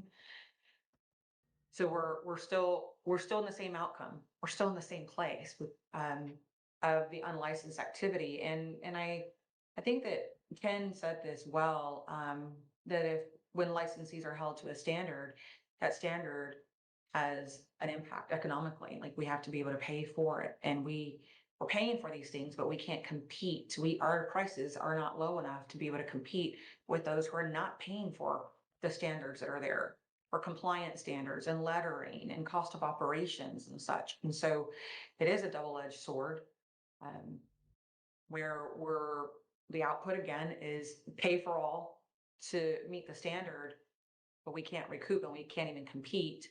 But we also are in a place where there's no enforcement that is there. What we can advise on is what we see in life experience. And what we're seeing is unlicensed tow trucks that have Texas plates coming to the facilities, or not even coming to the facilities, just on the roadways, advertising for services on Facebook. And they can, as quick as they appear, they disappear.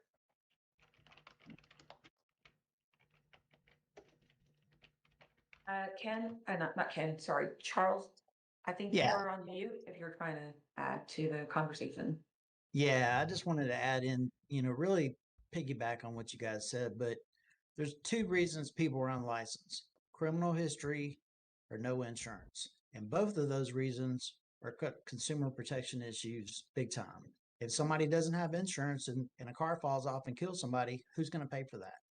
If a person jumps in a tow truck with somebody that's a child molester without any regulation from TDLR, that's a problem.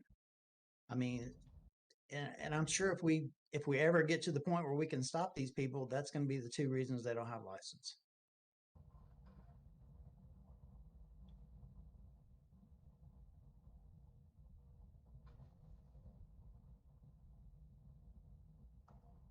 This is just feedback as asked from the advisory board. I just also see that in our enforcement reports, how much effort is going into investigating complaints, looking into complaints when less than 7% require disciplinary action. Well, when you quantify that, what's that value and what's that amount of resources that perhaps that's not where the resources need to be allocated, or they could be allocated here with the unlicensed activity. The funds are being spent, but when I look at the outcome, well, of the complaints that are filed, those are typically complaints on licensees, and there's less than 7% of disciplinary action. So maybe point those resources to unlicensed activity, because the department's data is showing that the licensees, those complaints are going, very few of them are requiring disciplinary action.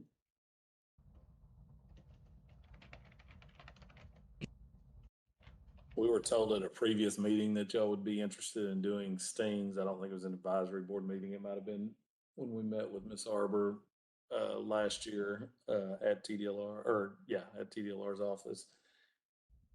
If you wanted to do a sting, you could come to any of the VSFs, like Ken mentioned. It's almost a daily basis. You could park out front and just watch the activity, and it wouldn't be hard to find unlicensed activity almost on a daily basis. Shay, I see your hand is up, and then Yes, Shay Damick here. Just one other area, just to add to that list of where this is happening. You have roadside groups that are subcontracted from different insurance companies. Those two are also tow trucks that you'll find some of those tow trucks that are not compliant or licensed. Gary Hoffman again, and I agree completely with that. And Ken mentioned it earlier, even the AAA wreckers and the big name motor clubs and insurance companies are allowing that. We have them show up at our place, and some of their drivers don't even have a driver's license, and not even, that doesn't fall under TDLR, but they don't even have a driver's license, much less a TDLR license or anything else.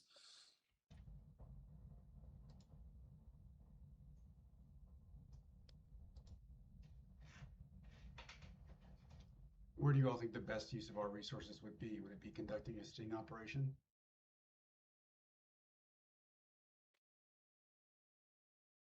Yes. I think that would be a decent starting place. That's going to help in certain areas where you decide to do that. But I mean, that's a good starting place. But you got to get the word out there, whether it's coming to a VSF, whether you're hiring the people that are listing the advertisements on Facebook Marketplace or wherever, get a TDLR mold to hire out a tow and let them come attempt to tow your vehicle and say you want to see their TDLR licensing information, whatever, stuff like that. I think that's a good starting place. It's not going to cure it all. When you say advertisement on Facebook Marketplace, do you mean something like,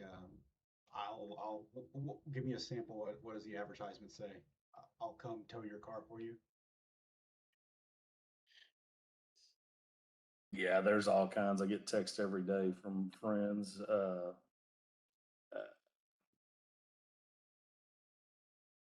to pull up the latest one that just came. We had a conversation after it, so there's a bunch. But I mean, they said, yeah, $40 tows, whatever, just cheap tows. You need your vehicle towed, whatever, different kinds of things. And you can also, I would suggest looking up the language that would be the word tows and such, but searching that in Spanish, you'll also find it.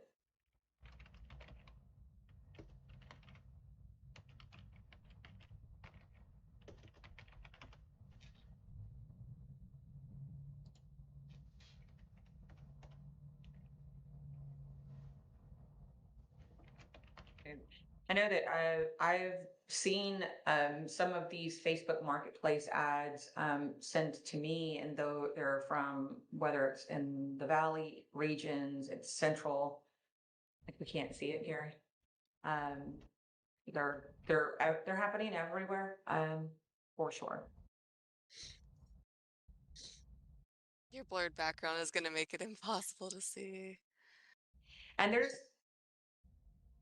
Mr. Bostic, there's effort into some of the advertisements. There's clearly they're using apps for great graphics to attract customers. So there's absolutely effort to generate business in this way. Just the effort is not directed at obtaining a license. Shay, I see your hand is up. Is that intentional? Yes, Shay Damick here. Another area to look at are the body shops and repair facilities that decide to go into the towing business overnight and just decide they want to get a tow truck and do it themselves. Now, there are, not to say that there aren't repair facilities and body shops that are, I mean, they do have license, but there are some out there that do decide they're going to just get their own tow truck to save on cost.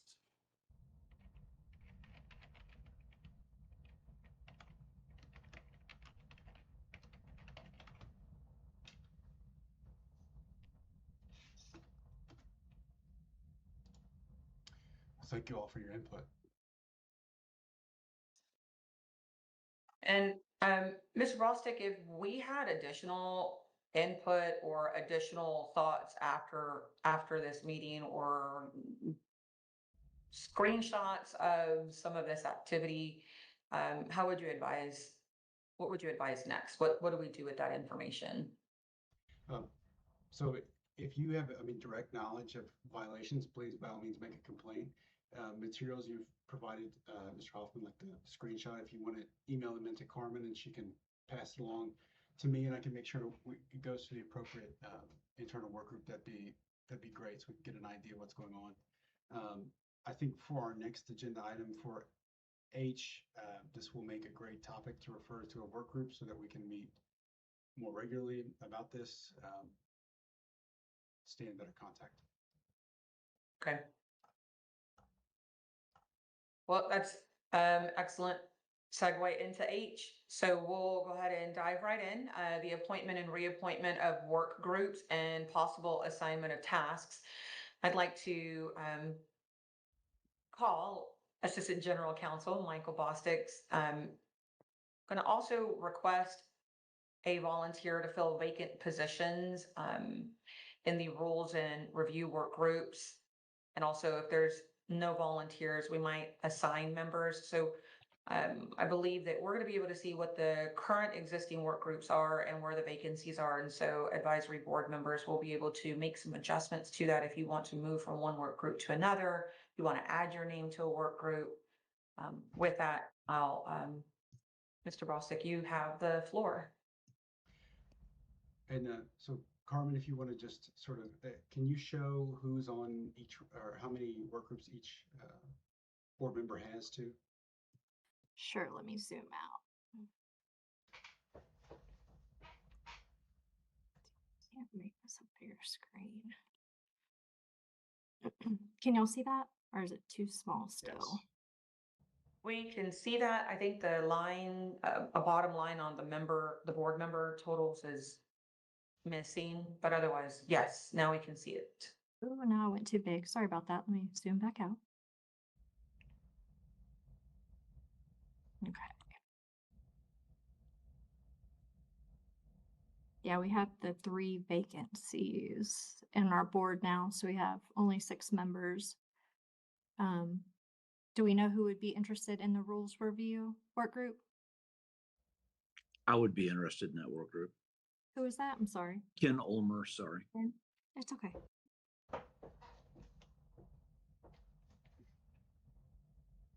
And then Mr. Bostic, I didn't know if we wanted to expand the task, because like one of them is just the EV work group. We wanted to go into what else that would entail, so those members know if they want to move to another one or stay. So we really have flexibility in how the work group groups are structured and what we want to task each work group with. So if we want to, maybe instead of EV, we call this a compliance work group, and then we can refer just the general issues to that work group. I think that would be a good thing. Or any of the members want to, and not saying that that work group wouldn't still address EV issues, because I do want to mention that here in a second. But does everyone want to stay where they are? Does anyone want to change? Gary Hoffman, I think I'm fine with staying where I'm at. We just need to enact these. This page was created at the May 24 advisory board meeting, and I know the two groups I'm in have never met once. I don't know if the third one, but I'm assuming it never did either. So EV is a huge, huge issue, but now we've gone another 26, 7 months without even starting to talk about it. So there's a lot of conversation with all these things. So it's a matter of actually enacting it and doing something with it if we're going to make them beneficial.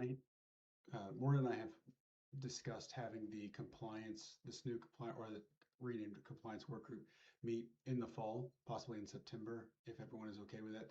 We can get with Carmen about when we can meet specifically. But the things that I would suggest tasking the work group with are the electric vehicle issues that Mr. Hoffman raised last meeting, and then discussion of the electronic parking permits. I believe Mr. Ulmer raised that last meeting, and also we had the public comment on it. And then we can also discuss unlicensed activity as well.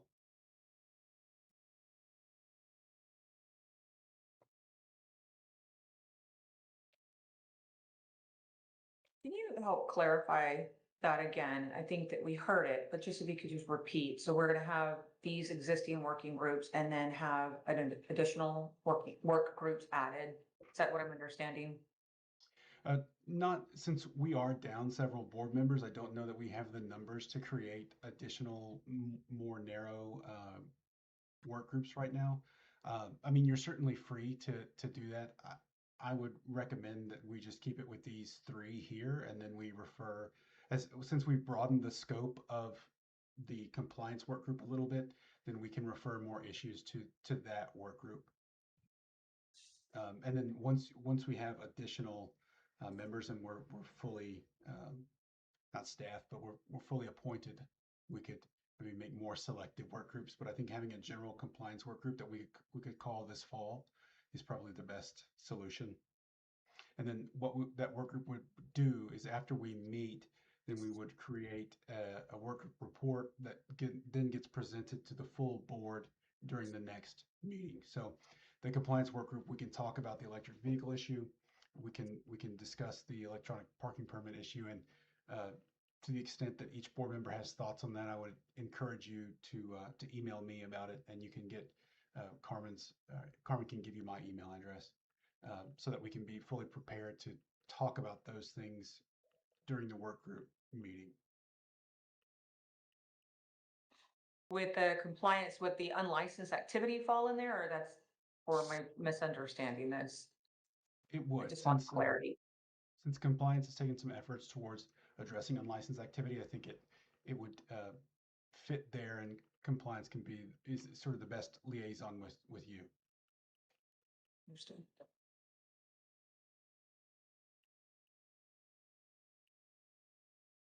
What is the current ask at this point? Looks like we have. So the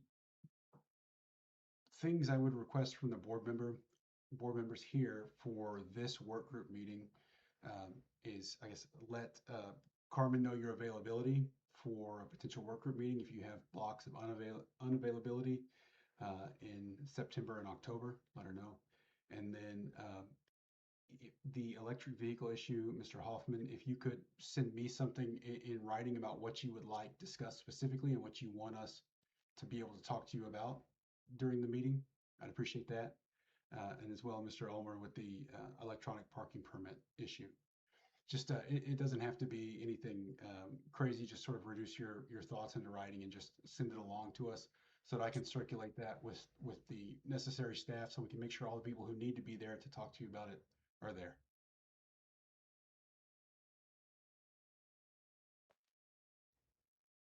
I can do that. Thank you.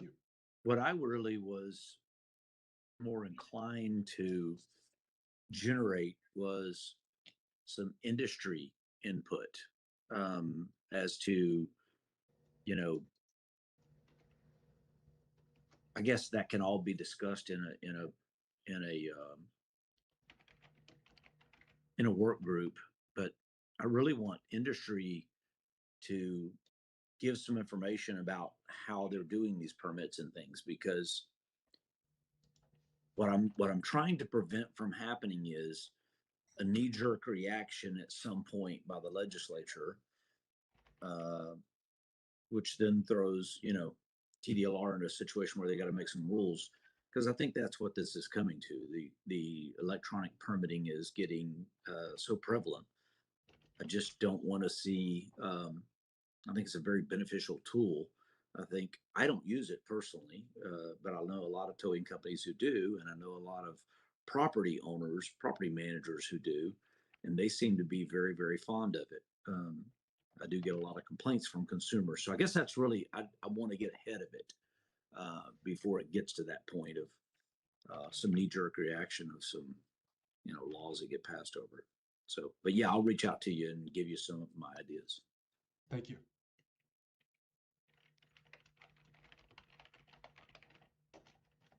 Is there any further discussion regarding this agenda item?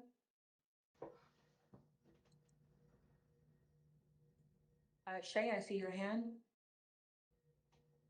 Okay, as far as just adding to an agenda item, I don't know how long the list is going to be for the next round, but at some point I still want to see a circle back around to just awareness for our tow companies when it comes to natural disasters, flooding, hurricanes, state of emergencies. What does that look like for a tow company if they're trying to help, assist? We don't want somebody to hesitate with equipment that they have or a VSF that they could offer if there was a state of emergency, just because they're not aware of what that looks like.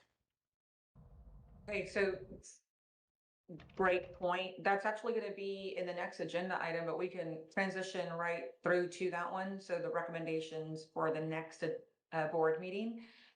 Just want to make sure that Carmen was able to capture that, as that should actually be under agenda item I. Got it. Okay. Thank you, Shay. Are there any other recommendations for agenda items for the next board meeting? Gary Hoffman, I would like us to have some discussion, and I don't know the best way to discuss it, but some discussion about the benefits that TDLR provides for the towing industry and basically what purpose this advisory board serves for TDLR and for the towing industry.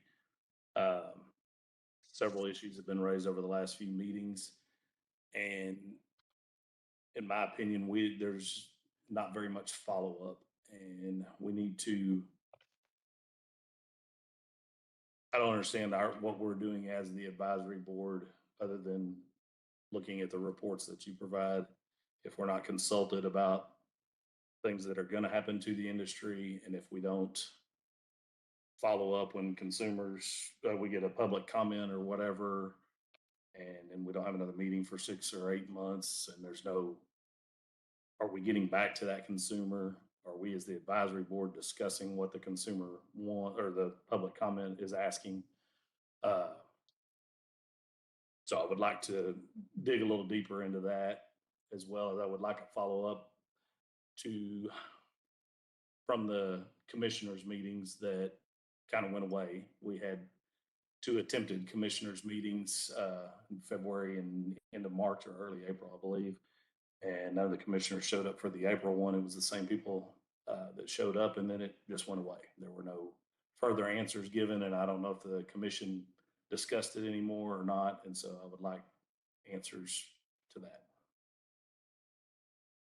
I think I'm hearing 2 or 3 agenda items for the next board meeting based on what you just shared, Gary. And if I know Carmen's capturing, if Carmen, if you're needing any clarification on what those 2 to 3 are, please let us know so that way Gary can provide that. It can go on the This is record. Mark Mitchell with Texas Farm Bureau. I would just echo what Gary said.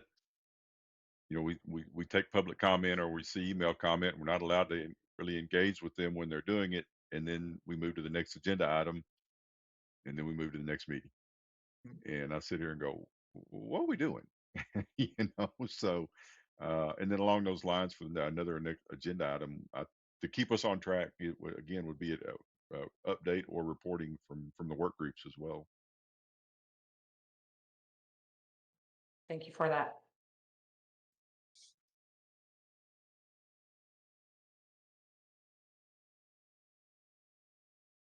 Any further or any other recommendations for agenda items? I'd like to add, if we could receive an update to filling the vacancies that are currently on the advisory board. And with that, maybe some information on what that process looks like so that we're aware of it. If there is a vacancy, how soon are we made aware of it, and how soon do we begin to try to fill the vacancy? We had discussions today regarding law enforcement at local level, and 2 of our roles with peace officers are vacant. That's significant discussion to have with those 2 roles being vacant. The vacancies are posted on our website currently, so applications can be submitted for those vacant roles off of our website. Thank you for announcing that, Carmen. So those who are listening, the vacancies are posted on the website and they can begin to apply for those Yes. vacancies. And I think for our purposes as an advisory board, it's just more of being in the know. Like when we have one vacancy, that's one thing, but when there's as many as we have, and we currently have the three Yes. vacancies. Okay, this will be last call for agenda items for the next board meeting. Any further?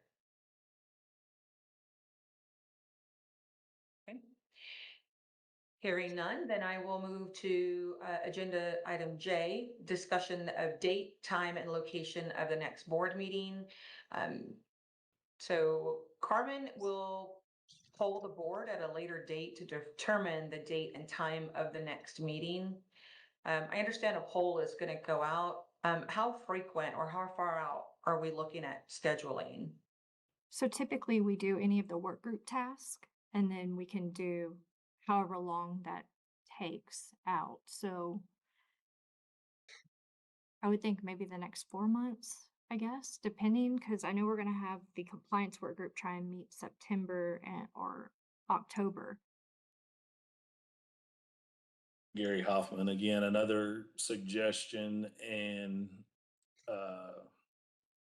we're all sacrificing time to do this, and that's part of the frustration with it not really seeming to get anywhere. But at the same time, I don't think we have the meetings frequently enough. I don't know if we need to try to do quarterly or at least twice a year, maybe 3 times a year. I would suggest doing another one before the end of the year, because we went a year and a half between the previous one, and then it's been almost 8 months again since we're having another one. We need to follow up a little more Would you like often.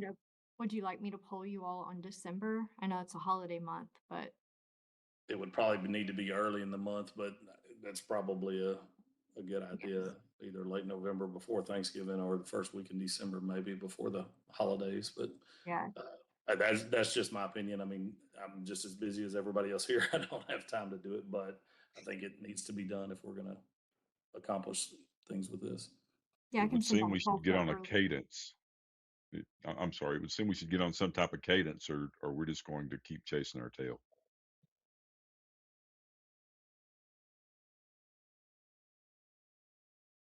Okay, I'll send out some polling dates for December. And then Well- I can look at abroad for the year and see how our other advisory boards are landing to see where I could kind of fit in a cadence for you guys.